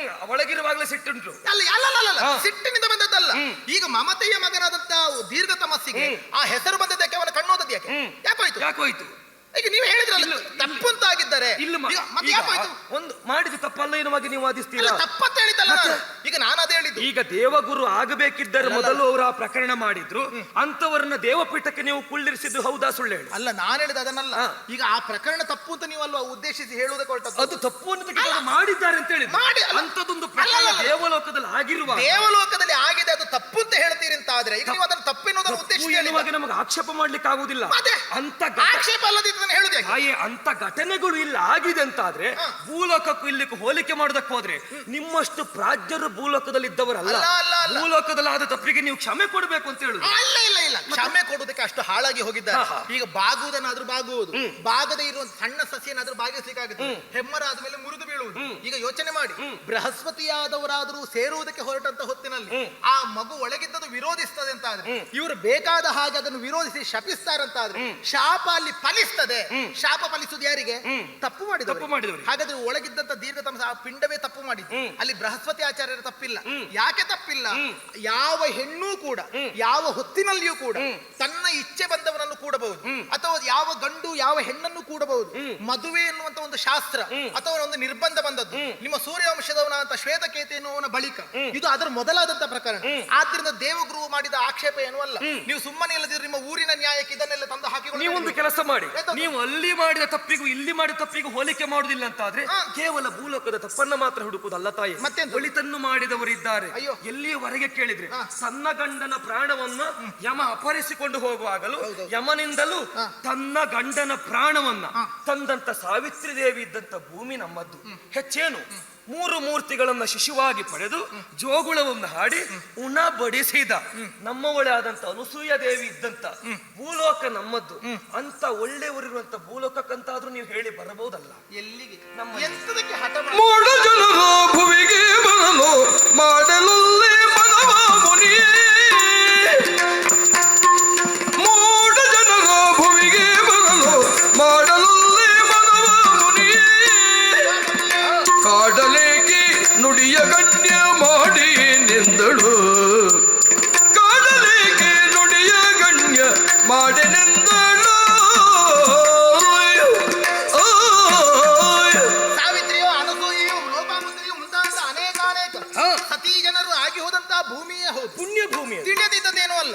ಪುಣ್ಯ ಭೂಮಿ ಆದರೂ ಕೂಡ ಈಗ ಏನಾಗಿದೆ, ಈಗ ಬರಗಾಲ ಬಂದಿದೆ. ಬರಗಾಲ ಯಾಕೆ ಅಂತ ಹಾಗಾದ್ರೆ ಈಗ ನೀವೇ ಹೇಳ್ತೀರಿ ತಪಸ್ಸಿನಿಂದ ಎದ್ದೆ, ಹೌದು. ತಪಸ್ಸಿನಿಂದ ನಿಮಗೆ ದೇವಲೋಕದವರೆಗೆ ಬರ್ಲಿಕ್ಕೆ ಆಗುತ್ತಂತೆ, ಆ ತಪಸ್ಸಿನಿಂದಲೇ ಮಳೆ ಬರಲಿಕ್ಕೆ ಆಗುದಿಲ್ಲ, ಆಗ್ತದೆ. ತಪಸ್ಸಿನಿಂದ ಬೇಕಾದನ್ನು ಮಾಡ್ಲಿಕ್ಕೆ ಆಗುದಿಲ್ಲ. ಹಾಗಂತ ಒಂದು ಯಾಕೆ ಬಂದು ಸುಮ್ಮನೆ ರಗಳೆ ನಮ್ಮ ಮಾಡ್ತೀರಿ ನೀವು? ತಪಶಕ್ತಿಯಿಂದ ಬರಿಸಿಕೊಳ್ಳುವುದಕ್ಕಿಂತಲೂ ಹಾ. ದೇವತೆಗಳು ತೃಪ್ತಿ ಹೊಂದಿ ಹಾ. ಅವರು ಮನಪೂರ್ವಕವಾಗಿ ಅದನ್ನ ಕೊಟ್ಟರೆ ಅದಕ್ಕಿಂತ ದೊಡ್ಡ ಸುಖ ನಮಗೆ ಬೇರೆ ಯಾವುದಿಲ್ಲ. ಇಲ್ವೇ ಇಲ್ಲ, ಹಾ. ಇಲ್ವೇ ಇಲ್ಲ. ಮತ್ತೆ ಈಗ ನೀವು ಕರೆದ್ರು ದೇವೇಂದ್ರ ಸರಿ ಮಳೆ ಸುರಿಸ್ತಾನೆ ಎನ್ನುವುದಕ್ಕೆ ವಿಶ್ವಾಸ ಇಲ್ಲ. ಯಾಕೆಂದ್ರೆ ಮೂಢ ಜನ ಇವತ್ತು ತಿನ್ನುತ್ತಾರೆ, ನಾಳೆ ಕೊಟ್ಟವನನ್ನು ಮರೆಯುತ್ತಾರೆ. ಉಂಡವನಿಗೆ ಎರಡು ಬಗೆಯಬಹುದು. ಎಲ್ಲಿವರೆಗೆ ಆಗಿದೆ ಅಂತ ಹೇಳಿದ್ರೆ ಸತ್ಯ ಹೇಳುವ ಸತ್ತೋಗುತ್ತಾನೆ, ಅನ್ಯಾಯ ಮಾಡಿದ ಒಂದು ಮುಷ್ಟಿ ಅನ್ನ ತಿನ್ನುತ್ತಾನೆ ಅಂತ ಹೇಳಿಕೊಂಡು ಭ್ರಾಂತಿನಿಂದ ಬದುಕುವಂತ ಮೂಢ ಜನರು ಇರುವಂತ ಭೂಮಿಗೆ ಸುಮ್ಮನೆ ಕರಿಬೇಡಿ, ಕರ್ಕರಿ ಮಾಡಬೇಡಿ. ದೇವರಾಜನಿಂದ ನುಡಿಯ ಭಾವಿಸುತ್ತ ಮನದಿ, ದೇವರಾಜನಿಂದ ನುಡಿಯ ಭಾವಿಸುತ್ತ ಮನದಿ ಧರೆಗಿ ಧಾವಿಸುವುದು ನಿನಗೆ ಹಿತವು ದೇವನಂದಿನಿ, ಧಾವಿಸುವುದು ನಿನಗೆ ಹಿತವು ದೇವನಂದಿನಿ, ದೇವನಂದಿನಿ. ದೇವದೇನು ನಂದಿನಿ ಬರುವುದಿಲ್ಲ ಎನ್ನುವ ಹಾಗೆ ನೀನು ಹೇಳಿದರು. ಕರ್ಕರಿ ಮಾಡಬೇಡಿ. ನನ್ನ ಮಾತಿಗೆ ಒಪ್ಪಿ ಬಾರದೇ ಇದ್ದರೂ ತೊಂದರೆ ಇಲ್ಲ. ಮತ್ತೆ ಮೂರು ಲೋಕದ ಅಧ್ಯಕ್ಷರಾದಂತ ದೇವೇಂದ್ರ ಹೇಳಿದ್ದಾನೆ, ಮನವೊಲಿಸಿ ಕರೆದುಕೊಂಡು ಹೋಗಿ ಎನ್ನುವಾಗ ದೇವೇಂದ್ರನ ಮಾತಿಗಾದ್ರೂ ಒಪ್ಪಿ ಬರಬಹುದಲ್ಲ. ದೇವೇಂದ್ರ ನನಗೆ ಆಜ್ಞೆ ಮಾಡಿದ್ದಾನೆ. ಆಜ್ಞೆ ಮಾಡಲಿಲ್ಲ, ಮಾಡುವ ಅಧಿಕಾರ ಇಲ್ಲ ಅಂತ ಹೇಳಿದ್ದಾನೆ. ಈಗ ಯಾರಾದ್ರೂ ತಾಯಿಗೆ ಅಲ್ಲಿ ಹೋಗಿ ಇಲ್ಲಿ ಅಂತೇಳಿ ಆಜ್ಞೆ ಮಾಡ್ತಾರೆ? ಇಲ್ಲ, ಮಾಡುವುದಿಲ್ಲ. ತಾಯಿಗೆ ಕಾಲು ಹಿಡಿಯಲ್ಲ. ಹೌದು. ದೇವೇಂದ್ರ ನನ್ನ ಮಗ, ಮತ್ತೆ ಹೌದಾ, ನನ್ನಲ್ಲಿಗೆ ಬಂದು ನನ್ನ ಕಾಲು ಹಿಡಿದು ನನ್ನ ಆಶೀರ್ವಾದ, ಅಮ್ಮ ನಾನು ಹೇಗೆ ನಾನು ಸಿಂಹಾಸನ ಇರ್ಬೋದಾ ಅಂತ ಕೇಳಿದ ಮೇಲೆ ಹೋಗಿ ಕೂತ್ಕೊಳ್ಳುವವ, ಮತ್ತೆ ನನಗೆ ಸಾಧ್ಯ ಮಾಡುವವ. ಅಮ್ಮ. ಒಬ್ಬೊಬ್ಬ ಒಂದೊಂದು ಮನ್ವಂತರಕ್ಕೆ ಒಬ್ಬೊಬ್ಬ ದೇವೇಂದ್ರ. ಈ ಮನ್ವಂತರದ ದೇವೇಂದ್ರ ತಪ್ಪಿ ಹೋದ ಮೇಲೆ ನಾಳೆ ಮತ್ತೊಬ್ಬ ಬರ್ತಾನೆ ದೇವೇಂದ್ರನಾಗಿ. ನಾವು ಬದಲಾಗುತ್ತೇವೆ, ನಾವು ಇಲ್ಲಿಯವರೇ ಅವನ ಮಾತೆಲ್ಲ ಕೇಳುವುದಿಲ್ಲ ನಾವು. ಆಯ್ತು. ದೇವೇಂದ್ರನ ಮಾತು ಕೇಳಿದ ನಂತರ ಒಂದು ಕೆಲಸ ಮಾಡಿ, ಏನು? ಸಕಲ ಜೀವರಾಶಿಗಳನ್ನ ಸೃಷ್ಟಿ ಮಾಡುವವ ಬ್ರಹ್ಮದೇವ ಸತ್ಯಲೋಕದ ವಾಸಿ, ಅಯ್ಯೋ. ಅವನನ್ನ ಹೋಗಿ ಕರೆತರಲಿ. ಅವ ಹೇಳಿದ್ರು ಅಯ್ಯೋ ದೇವರೇ, ನಿಮಗೊಂದು ಜನ ಸಿಕ್ಕುವುದೇ? ಏನಾಯ್ತು? ಮಗಳ ಗಂಡ ಎಂತೆಂತವ್ರು ನಿಮಗೆ ಸಿಕ್ಕುವ? ಅಯ್ಯೋ, ಮಗಳೇ ಶಾರದಾ ಅಂತ ಕರೆದ, ಕಡೆಗಾಗುವಾಗ ಮಗಳನ್ನೇ ಮದುವೆಯಾದ ಅಂತ ಕಾಮುಕನ. ಅವ ಹೇಳಿದ್ರು ಬರ್ಲಿಕ್ಕೆ ಬೇಡ ಬೇಡ, ದೇವೇಂದ್ರ ಹೇಳಿದ್ರು ಬರ್ಲಿಕ್ಕೆ ದೇವೇಂದ್ರ ಹೇಳಿದ್ರು ಬರುವುದಿಲ್ಲ, ಬ್ರಹ್ಮ ಹೇಳಿದ್ರು ಬರುವುದಿಲ್ಲ. ಪಾಲನೂ ಕರ್ತವಾದಂತ ವೈಕುಂಠವಾಸಿ ಆ ಮಹಾವಿಷ್ಣುವನ್ನ ಕರೆತರಲಿ. ನಾರಾಯಣ. ಹೌದು. ಅಯ್ಯೋ, ಅವ ಯಾವಾಗಲೂ ಮಲಗಿಕೊಂಡೇ ಇರುವುದು. ಒಬ್ಬ ಅವಳು ಅವನಿಗಿಂತ ಯೋಗ ನಿದ್ದೆಯಂತೆ. ಆ ಕಡೆಯಿಂದ ಕಾಲು ಒತ್ತುವುದಕ್ಕೆ ಶ್ರೀದೇವಿ ಭೂದೇವಿ ಇರಂತೆ. ಹದವಾಗಿ ಹೆಂಡತಿ ಕಾಲು ಒತ್ತುತ್ತಾ ಇದ್ರೆ ಯಾರಿಗೆ ನಿದ್ದೆ ಬರುವುದಿಲ್ಲ? ಹೌದಾ? ಅವ ಏಳ್ಲಿಕ್ಕೆ ಇನ್ನು ಎಷ್ಟು ವರ್ಷ ಬೇಕು ಎಂತದ್ದು? ಅವ ಏಳುವಾಗ ನಿಮ್ಮ ಭೂಲೋಕ ಎಂತ ಆಗುತ್ತದೆ ಏನೋ? ಅವ ಎದ್ದು ಕಣ್ಣು ಬಿಟ್ಟು ಹಾ ಹೂ ಅಂತ ಹೇಳಿಕೊಂಡೆಲ್ಲ ಬರ್ದಾಕುವಾಗ ತಡ ಆಗುತ್ತದೆ. ದೇವೇಂದ್ರ ಬೇಡ, ಬ್ರಹ್ಮ ಬೇಡ, ವಿಷ್ಣು ಬೇಡ. ಒಂದು ಕೆಲಸ ಮಾಡೋಣ, ಸದಾಕಾಲ ಭಕ್ತರನ್ನ ಉದ್ಧರಿಸುವ, ಭಕ್ತರನ್ನ ಪಾಲಿಸುವ ಬಿರುದನ್ನು ಹೊಂದಿದ ಕಡೆಯ ದಿಕ್ಕಿನ ಒಡೆಯ ಆ ಪರಮೇಶ್ವರ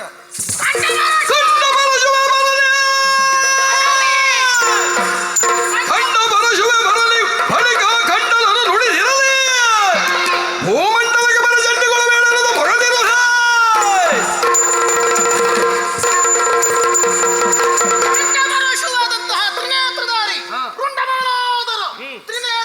ತ್ರಿಶೂಲವನ್ನು ಹಿಡಿದುಕೊಂಡಿರುವಂತ ಏನು ಭೂಲೋಕದಲ್ಲಿ ಪ್ರಳಯವನ್ನು ಉತ್ಪತ್ತಿಯನ್ನು ಮಾಡುವವನಂತೆ, ಪ್ರಳಯ ಕಾಲದಲ್ಲಿ ರುದ್ರ ತಾಂಡವವನ್ನು ಆಡುವಂತೆ ಆ ಶಿವ ಬಂದು ನನಗೆ ಅಪ್ಪಣೆ ಮಾಡುತ್ತಾನೆ. ಪಂಚಮುಖಗಳನ್ನು ಹೊಂದಿ ತ್ರಿನೇತ್ರಧಾರಿಯಾದಂತಹ ಶಿವ ಬಂದು ನನಗೆ ಅಪ್ಪಣೆ ಮಾಡಿದರು. ನಾನು ಇಲ್ಲಿಂದ ಕದಲುವವನಲ್ಲ, ಇಳಿದು ಬರುವವನಲ್ಲ. ನಿಮ್ಮ ಭೂಲೋಕ ಇನ್ನು ಇದಕ್ಕಿಂತಲೂ ಹೆಚ್ಚಿನ ಕ್ಷಾಮ ಬಂದು ಬೆಂಕಿಯ ಮಳೆ ಸುರಿದು ಭೂಮಿ ಇಬ್ಬಾಗವಾಗಿ ಹೋಗಿ ಕೆಂಡಾಮಂಡಲವಾಗಿ ಸುಟ್ಟು ಸೀಕಾರಿಯಾಗಲಿ, ಭೂಮಿ ಹಾಳಾಗಲಿ.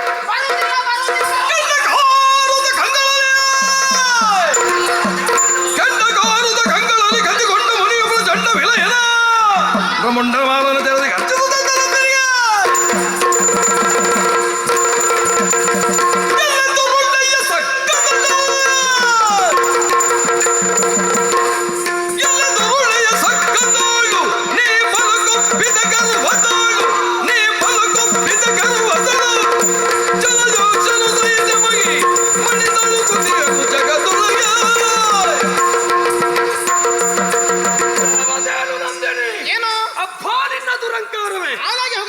ಇಲ್ಲದೆ ಹೋದ್ರೆ ಕಡೆಯ ದಿಕ್ಕಿನ ಒಡೆಯ ಮೃಡ ಗಂಡ ಪರಶಿವನ ಬಂದು ಹೇಳಿದರು ಹಾ. ಬರುವುದಿಲ್ಲ ಎನ್ನುವಂತ ಉದ್ಗಾರ. ಬರುವುದಿಲ್ಲ. ಅಷ್ಟು ಮಾತ್ರವಲ್ಲ, ಹಾ. ನೊಂದವರು ಬೆಂದವರು ಹಾ. ಕೋಟಿ ಕೋಟಿ ಜೀವರಾಶಿಗಳು ಸುಟ್ಟು ಸೀಕರೆ ಸಾಯುವ ಪರಿಸ್ಥಿತಿಯಲ್ಲಿದ್ದಾವೆ. ಹಾ. ಆ ಕೋಟಿ ಜೀವರಾಶಿಗಳ ಕೂಗನ್ನ ಬಂದು ನಿನಗೆ ಮುಟ್ಟಿಸಿದರು ಹಾ. ಅದು ನಿನ್ನ ಪಾಲಿಗೆ ಪತ್ತೆಯಾಗಲಿಲ್ಲ. ಹಾ.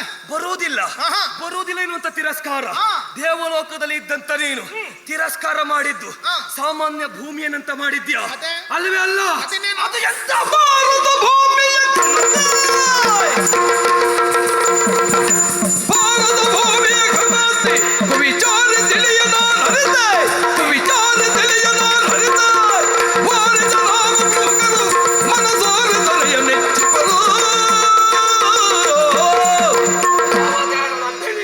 ನೀನು ಅವಮಾನ ಮಾಡಿದ್ದು ಹಾ. ಭಾರತ ಭೂಮಿಯನ್ನ. ಆಹಾ. ಭಾರತ ಭೂಮಿಯ ಯೋಗ್ಯತೆ ನಿನಗೇನು ಗೊತ್ತುಂಟು? ಎಂತದ್ದು? ಪರಮ ಪತಿವ್ರತೆಯರು ಹಾ. ನಲಿದಾಡಿದ ಭೂಮಿ ಹಾ. ನಮ್ಮ ಭಾರತ ಭೂಮಿ. ಆಗ್ಲಿ. ಸತ್ಯಕ್ಕೆ ಯಾರು ಕೇಳಿದ್ರೆ ಹರಿಶ್ಚಂದ್ರ, ಹಾ. ತ್ಯಾಗಕ್ಕೆ ಯಾರು ಕೇಳಿದ್ರೆ ಶಿಬಿ, ಹಾ. ಸಾಹಸಕ್ಕೆ ಯಾರು ಕೇಳಿದ್ರೆ ಸಗರ, ಸಾಧನೆಗೆ ಯಾರು ಕೇಳಿದ್ರೆ ಭಗೀರಥ, ಉಪದೇಶಕ್ಕೆ ಯಾರು ಕೇಳಿದ್ರೆ ಕೃಷ್ಣ ಪರಮಾತ್ಮ, ಹಾ. ಆದರ್ಶಕ್ಕೆ ಯಾರು ಕೇಳಿದ್ರೆ ಹಾ. ಶ್ರೀರಾಮ ಜನ್ಮವೆತ್ತಿದ ಭರತ ಭೂಮಿ. ಹಾ. ಅಂತ ಭರತ ಭೂಮಿಗೆ ಬರುವುದಿಲ್ಲ ಎನ್ನುವಂತ ನಿನ್ನ ದಿಟ್ಟತನದ ಮಾತೆ. ಈಗ ಎಲ್ಲರಿಗೂ ಕೌರವನ ಆದರ್ಶ ಬೇಕಾದದ್ದು. ಹೌದಪ್ಪ. ರಾವಣನ ದಾರಿಯಲ್ಲಿ ನಡೆಯೋರು ನೀನು ಯಾರು ಅಷ್ಟೆಲ್ಲ ಅವಮಾನ ಮಾಡ್ತಿ ಅಂತಾದ್ರೆ ಹಾ. ಧರ್ಮರಾಯನಂತ ಒಬ್ಬ ವ್ಯಕ್ತಿ ಹಾ. ಅಲ್ಲ, ಒಂದು ಶಕ್ತಿ ಹಾ. ಈ ದೇವಲೋಕದಲ್ಲಿ ಇದ್ದ ದಾರಿ ತೋರಿಸು. ಹಾ, ಹಾ. ರಕ್ಕಸರನ್ನ ಹೀನಾಯವಾಗಿ ಕಾಣುವಂತ ನೀನು ಅವನ ಅಪ್ಪನಿದ್ದ ಯಮನೇ ಇಲ್ಲಿ ಯಮ ಇದ್ದರ ಯಮ ಧರ್ಮ ಸತ್ಯ. ಯಮ ಹಾಗಂತ ಧರ್ಮ ಭೂಲೋಕದಲ್ಲಿ ಇಲ್ಲ. ಧರ್ಮರಾಯ ಮಾಡಿದ ಕಾರ್ಯಕ್ಕೆ ಹಾ. ಯಾವತ್ತೂ ಚ್ಯುತಿ ಬಂದದ್ದಿಲ್ಲ. ಇರ್ಲಿ. ಯಮನಾದ್ರೂ ಒಂದು ದಿವಸ ತಪ್ಪನ್ನ ಮಾಡಿದ್ದಾನೆ. ಹಾ. ರಾವಣನಿಗೆ ಪಾಶ ಹಾಕುವ ಆ ಕಾಲಕ್ಕೆ ಹಾ. ಬ್ರಹ್ಮ ಕೊಟ್ಟಂತ ವರ ಎನ್ನುವ ಹಾಗೆ ಹಾ. ಹಾಕುತ್ತಿರುವಂತ ಪಾಶವನ್ನು ಮರಳಿ ಪಡೆದು ಹೋದವನು. ತಪ್ಪಲ್ಲ ಅಲ್ಲಿವರೆಗೆ ಧರ್ಮರಾಯ ಮತ್ತೆ ಮತ್ತೆ ಹಾಗೆ ಮಾಡಲಿಲ್ಲ. ಹಾ. ಯಾವತ್ತು ಸಟೆಯನ್ನಾಡಿದವನಲ್ಲ ಧರ್ಮರಾಯ. ಇರ್ಲಿ. ಹೆಚ್ಚೇನು ಹಾ. ಸತ್ಯವನ್ನ ಬಿಟ್ಟವನಲ್ಲ ಹರಿಶ್ಚಂದ್ರ. ಸುಳ್ಳಾಡದೆ ಇದ್ರೆ ಅವನ ರಥ ಕೆಳಗೆ ಬಂದಿದೆ. ಅದು ಸತ್ಯ.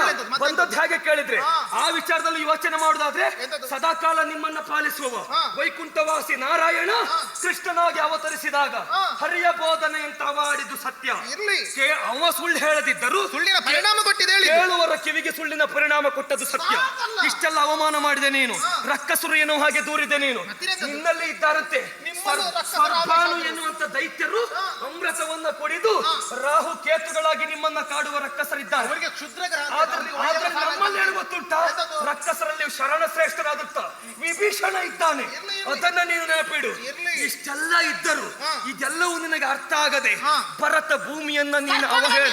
ಆ ವಿಭೀಷಣನ ಕರ್ಕೊಂಡು ಬಂದೆ ಮಳೆ ಬರಿಸಿ. ಹೌದಪ್ಪ, ಅವನನ್ನ ಅವನನ್ನ ಕರೆಸಿ ನಾವು ಮಳೆಯನ್ನ ಭರಿಸುವುದು ಹೌದಾದ್ರೆ ಮೇಘಗಳಿಗೆ ಅಧಿಪತಿ ದೇವೇಂದ್ರ ಬೇಕಾಗಿಲ್ಲ. ಅಂತ ಪುಣ್ಯಾತ್ಮ ಈಗಲೂ ಇದ್ದಾನಲ್ಲ. ಹೌದೇ? ಮತ್ತಿನ್ನೆಂತದಕ್ಕೆ ನಮ್ಮಲ್ಲಿ ಎಂತದಕ್ಕೆ ಕೇಳುವುದು ನೀವು? ಅಂತ ಪುಣ್ಯಾತ್ಮ ಇದ್ದಾಗ ಮಳೆ ಬಂದದ್ದು ಹೌದು ಅಂತಾದ್ರೆ ಮತ್ತೆಂತದು? ಮೇಘಗಳಿಗೆ ಅಧಿಪತಿ ದೇವೇಂದ್ರನ ಅಗತ್ಯ ದೇವಲೋಕಕ್ಕೆ ಆದರೆ ಇರುವುದಿಲ್ಲ. ನೀವು ಮಾಡಿದ ನೋಡಿ, ಹೆಚ್ಚಾಯ್ತು ಅಂತ. ನಮ್ಮಲ್ಲಿದ್ದ ಶರಣಿ ಶ್ರೇಷ್ಠರೆಲ್ಲರೂ ಹಾ. ನಿಮಗೆ ಬೇಕಾದ ಹಾಗೆ ಯಜ್ಞಯಾಗವನ್ನು ಮಾಡಿ ಹಾ. ಹವಿಸನ್ನ ಕೊಟ್ಟ ಮೇಲೆ ಹಾ. ಹವಿರ್ಭೋಜವನ್ನ ಸ್ವೀಕರಿಸದೆ ನೀವು ಹಾ. ಇಳೆಗೆ ಮಳೆ ಕೊಡಬೇಕು, ಕೊಡಬೇಕು. ಮಳೆಯಿಂದ ಬೆಳೆ ಆಗಬೇಕು. ಆಗಬೇಕು. ಅದೆಲ್ಲವನ್ನ ಬಿಟ್ಟು ಹಾ. ಅದಲ್ಲ ಹಾ. ದೇವಲೋಕದಲ್ಲಿದ್ದ ಎಲ್ಲರೂ ತಪ್ಪು ಎನ್ನುವ ಹಾಗೆ ನಾನು ಹೇಳುವುದಿಲ್ಲ. ಹಾ. ದೇವೇಂದ್ರ ಏನು ಸಿಟ್ಟಿಯಿಂದ ಕುದಿಯಲಿಲ್ಲ, ಕಳಿಸುವುದಿಲ್ಲ ಅಂತ ಹೇಳಿಲ್ಲ, ಆಗುವುದೇ ಇಲ್ಲ ಅಂತಲೂ ಹೇಳಿಲ್ಲ. ಅದೇ ಒಲಿಸಿ ನಿಮಗೆ ಅರ್ಥ ಆಗುದಿಲ್ಲ. ದೇವೇಂದ್ರನ ಯೋಚನೆ ನಿಮಗೆ ಅರ್ಥ ಆಗುದಿಲ್ಲ. ಯಾವುದು? ಅವಳು ಬರುವುದಿದ್ರೆ ಕರ್ಕೊಂಡು ಹೋಗಿ ಅಂದ್ರೆ ಎಂತದ್ದು? ಹಾ. ನಾ ಬರುವುದಿಲ್ಲ ಅಂತ ಅವನಿಗೂ ಗೊತ್ತು. ಅದಲ್ಲ, ಎಂತದ್ದು? ನಿನ್ನೊಳಗಿರುವ ಅಹಂಕಾರ ಎನ್ನುವುದು ಅವನಿಗೆ ಗೊತ್ತಾಗಿದೆ. ನಮಗೆ ಅದು ಅಭಿಮಾನ ಸ್ವಾಮಿ, ನಮಗೆ ಭೂಷಣ, ನಮಗೆ ಅಹಂಕಾರ ಭೂಷಣ. ನಿಮ್ಮ ಭೂಷಣ ನಿಮ್ಮದು ದರಿದ್ರಕ್ಕೆ ನಿಮಗೆ ಕೆಳಗೆ ಬರುವವಳಲ್ಲ ನಿಮಗೆ ನಾನು. ಭೂಷಣ ಅಂತ ಹೇಳುವುದು ಬೇಡ ನೀವು. ಬರುವುದಿಲ್ಲ. ಯಾಕೆ ಗೊತ್ತುಂಟ? ಏನು? ದೇವಲೋಕದಲ್ಲಿ ಕಷ್ಟ ಬಂದಾಗ ಹಾ. ತಿಮಿಧ್ವಜನ ಮಗನಾದಂತ ಶಂಬರನ್ನು ಒದಿಸುವುದಕ್ಕೆ ಹೌದು. ಭರತ ಭೂಮಿಯಲ್ಲಿ ಹುಟ್ಟಿದ ಹಾ. ದಶರಥ ಚಕ್ರವರ್ತಿ ಬೇಕಾಗಿದೆ. ಆದ್ದರಿಂದ ಮಂದಾರ ಮಾಲ್ಯ ವಾಸಿತ ಹೌದು. ಭೂಮಿ ಅಂದರೆ ಅಯೋಧ್ಯೆಗೆ ಆದ್ರೂ- ಅಯೋಧ್ಯೆಗೆ ಅನುಗ್ರಹ ಕೊಟ್ಟಿದೆ.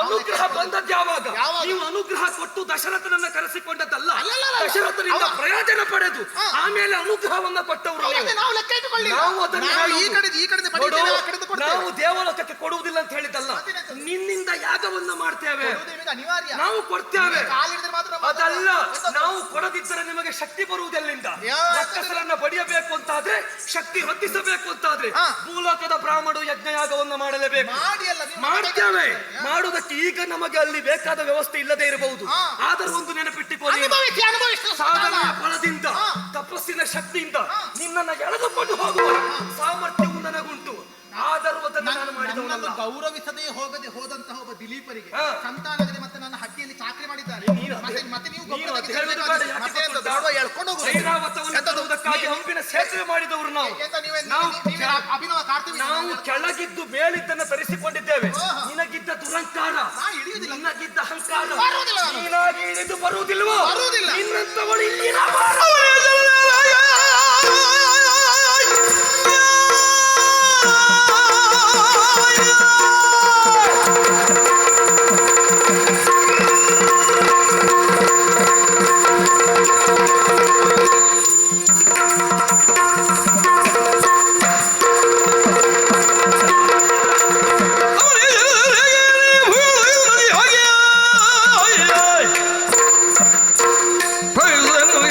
ಮುನಿಯವಳನ್ನು ಶಪಿಸಿದ ಕೇರಳಿ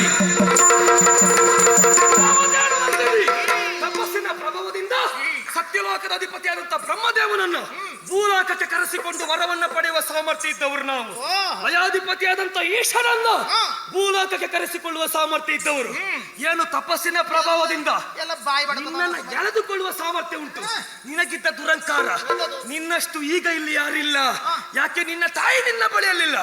ಈಗ ಇಲ್ಲಿಯೇ ನೀನು ದೊಡ್ಡವಳೇನು ಹಾಗೆ ಮೆರೆದಾಡುತ್ತಾ ಇದ್ದೆ. ನಮ್ಮ ಅಮ್ಮ ಇದ್ರೆ ನಾನು ದೊಡ್ಡವಳು. ಹೌದಪ್ಪ, ಗೊತ್ತಾಯ್ತಲ್ಲ? ನೀ ಅಮ್ಮನಿಗೆ ದೊಡ್ಡವಳು ಅಂತ ಹೇಳ್ತಿರ್ಬೋದು. ಅಮ್ಮನಿಗೆ ದೊಡ್ಡವಳು ಅಂತ ಹೇಳಿದ್ರೆ ಅಮ್ಮ ಇರುವಾಗಲೂ ನಾವು ಕಾಮಧೇನು ಸಂತಾನದ ಕಾಮಧೇನು ಸಂತಾನ ಹೌದಂತಾದ್ರೆ ದೊಡ್ಡವಳಾದ್ರೆ ನೋಡು, ನಮ್ಮ ಹತ್ರ ಕಾಲಿಡಿಸಿ ಶಬಳೆ ಬಂದಿದ್ದಾಳೆ ಭೂಲೋಕಕ್ಕೆ. ಅವಳು ಸಾಕು, ಅವಳಿಗೆ ಅದು ಅದು ಪರಿಸ್ಥಿತಿ ನಿನಗೆ ಬರಲಿ. ನಮ್ಮ ಸಂತಾನದ ಕಾಮಧೇನುವೆ ಬಂದಿದ್ದಾಳೆ, ಎಲ್ಲರೂ ಬಂದಿದ್ದಾರೆ. ಮತ್ತೆ ನನ್ನ ಕುತ್ತಿಗೆಯಲ್ಲಿ ಹಾಕಿ ಕೇಳ್ಕೊಂಡು ಹೋಗುದು ಬೇಡ. ಬರುವುದಿಲ್ವಾ? ಬರುವುದಿಲ್ಲ. ದುರಂಕಾರ ತೋರಿಸ್ತೀಯ? ಏನ್ ತೋರಿಸ್ತೀಯ? ದೌಷ್ಟ್ಯ ತೋರಿಸುವವರು, ಎಂತದು ಬಡವನಿಗೆ? ತಾಮಸ ಗುಣ ಹೊಂದಿದವರು, ದುರಂಕಾರಿಗಳು, ದುರಾಚಾರಿಗಳು ದೇವಲೋಕದಲ್ಲಿದ್ದರೆ ದೇವಪೀಠಕ್ಕೆ ಅವಮಾನ. ಅದಕ್ಕೆ? ನೀನು ನಿನ್ನಂತವರು ಬರುವುದು ಬೇಡವೆ? ಹಾ. ಇಳಿದು ಬರುವುದು ಬೇಡವೆ? ಹಾ. ಎಳೆದುಕೊಂಡು ಹೋಗುವುದಿಲ್ವೇ? ಭೂಲೋಕಕ್ಕೆ ನೀನು ಬರಬೇಕು. ಹಾಗೆ ಗೊತ್ತುಂಟಾ ಹೇಗೆ? ನಂದಿನಿ? ದೇವಲೋಕದಲ್ಲಿ ನಡೆದಾಡುವ ನೀನು ಹಾ. ಭೂಲೋಕಕ್ಕೆ ನದಿಯಾಗಿ ಹರಿಯುವ.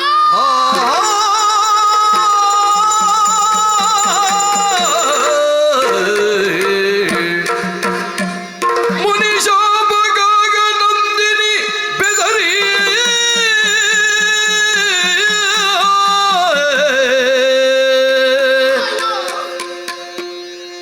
ಮುನಿಶಾಪಗಾಗ ನಂದಿನಿ ಬೆದರಿ ನಡುಗಿ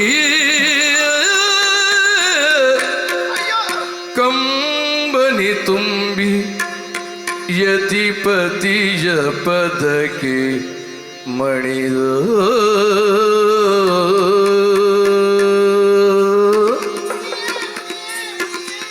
ಯತಿಪತಿಯ ಪದಕ್ಕೆ ಮಣಿದು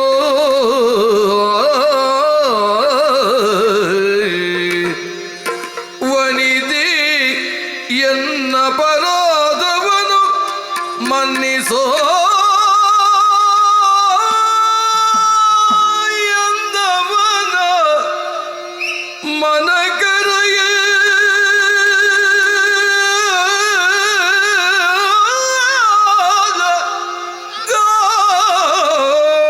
ಗಾಳಿಡುತ್ತೆಂದಳಾಗ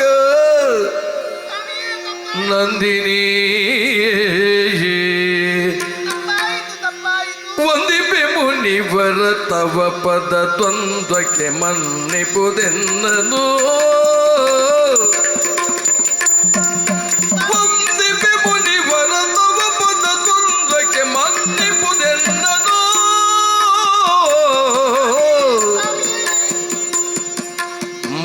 ಮಂದಮತಿತ್ವದಿತವ ನಿಲೆಯಂದವನರಿಯದಾದೆ.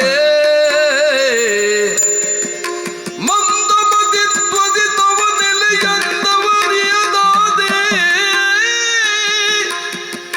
ನೊಂದಿದ ಹಂಭಾವಂಗಳು ಕುಂದಿದು ಜಾಬಾಲಿಯ.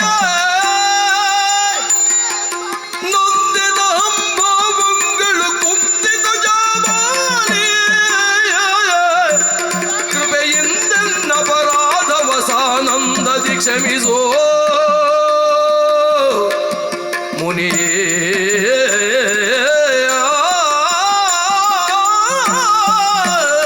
ಮುನಿಯೇ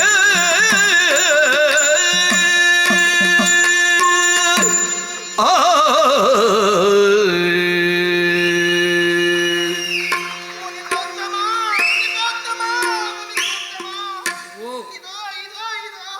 ನಿಮ್ಮ ಪುಣ್ಯ ಪಾದಗಳ ಮೇಲೆ ಬಿದ್ದಿದ್ದೇನೆ ಸ್ವಾಮಿ, ಬಿದ್ದಿದ್ದೇನೆ.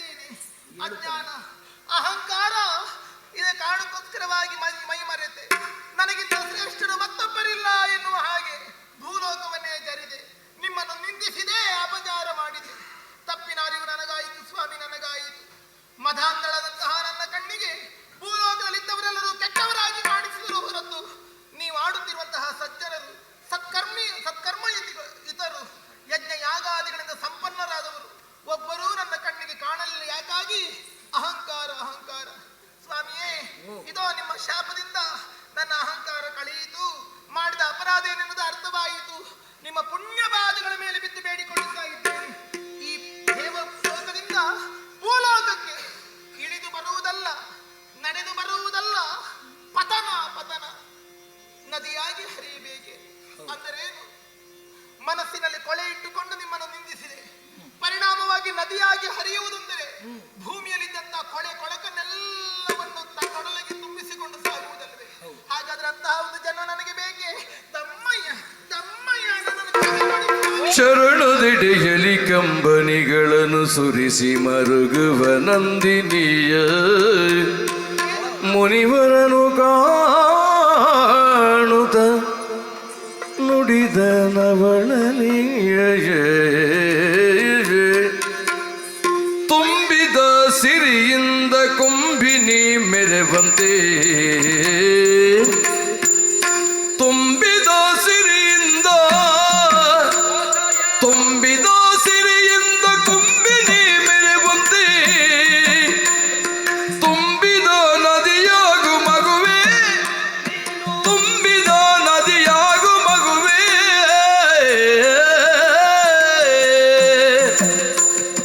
ಕಂಬು ಕಂಠಿನಿ ಕಾವಳಂಬಿಕೆ ಸಟೆಯಲ್ಲ, ಕಂಬು ಕಂಠಿನಿ ಕಾವಳಂಬಿಕೆ ಸಟೆಯಲ್ಲ, ನಂಬು ಮುಕ್ತಿಯ ನೀನು ಪಡೆವೆ.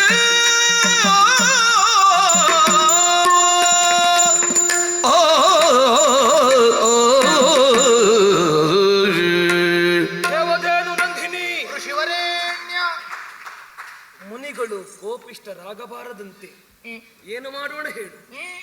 ಹೆತ್ತ ಮಾತೆಯನ್ನ, ಹೊತ್ತ ಭೂಮಿಯನ್ನ ಯಾರು ನಿಂದಿಸುತ್ತಾರೋ ಅವರ ಮೇಲೆ ನಾವು ಸಿಟ್ಟು ಮಾಡಲೇಬೇಕು ತಾಯಿ. ಹೆತ್ತ ಮಾತೆ, ಹೊತ್ತ ಭೂಮಿ ಸ್ವರ್ಗಕ್ಕಿಂತ ಮಿಗಿಲು ಎನ್ನುವ ಹಾಗೆ ಹೇಳಿದರು. ನಾನು ನಡೆದಾಡಿದ ಭೂಮಿಗೆ ನೀನು ಅವಮಾನ ಮಾಡಿದ ಪರಿಣಾಮ ಕ್ರೋಧಗೊಂಡು ಶಾಪವನ್ನ ಕೊಟ್ಟೆ ತಾಯಿ. ಶಶಿಯು ಬಿಸಿಯಾದರೂ ಋಷಿ ಶಾಪಕ್ಕೆ ಯಾವತ್ತು ಹುಸಿ ಎನ್ನುವುದಿಲ್ಲ. ನಾ ಕೊಟ್ಟ ಶಾಪದಂತೆ ನಂದಿನಿ ನೀನು ನದಿಯಾಗಿ ಬರಲೇಬೇಕು. ತುಂಬಿದಾಂಬುದಿಯಿಂದ ನೀನು ಹರಿದು ಬಂದೊಡೆ ಬರಡಾದ ಭೂಮಿಗೆ ನಿನ್ನ ಜಲ ಎನ್ನುವುದು ಒಸರಿದ ಪರಿಣಾಮ ಬರಡಾದ ಭೂಮಿ ಎನ್ನುವುದು ಹಸಿರಿಂದ ಕೂಡ್ತದೆ. ಆದ್ರೆ ನನ್ನಲ್ಲಿ ಕೊಳಕೆಲ್ಲ ತುಂಬಿಕೊಳ್ಳುವುದು ಸತ್ಯ ಹೌದು. ಹಾಗಂತ ತುಂಬಿದ ಭೂಮಿ ಹಸಿರುಗೊಂಡಾಗ ಬೆಳೆಗಳೆಲ್ಲ ಉತ್ಪತ್ತಿಯಾದ ಸಂದರ್ಭಕ್ಕೆ ಅದನ್ನು ಉಂಡಂತ ಮನುಕೋಟಿಗಳು, ಪ್ರಾಣಿ ಪಕ್ಷಿಗಳೆಲ್ಲವೂ ಸಂತೋಷದಿಂದ ಉದ್ಗಾರ ಮಾಡಿದ ಕಾಲಕ್ಕೆ ನಿನಗೆ ಶಾಪ ವಿಮೋಚನೆ ಆಗುವ ಕಾಲ ಬರ್ತದೆ. ಅದು ಹೇಗೆ ಕೇಳಿದ್ರೆ, ಹೇಗೆ?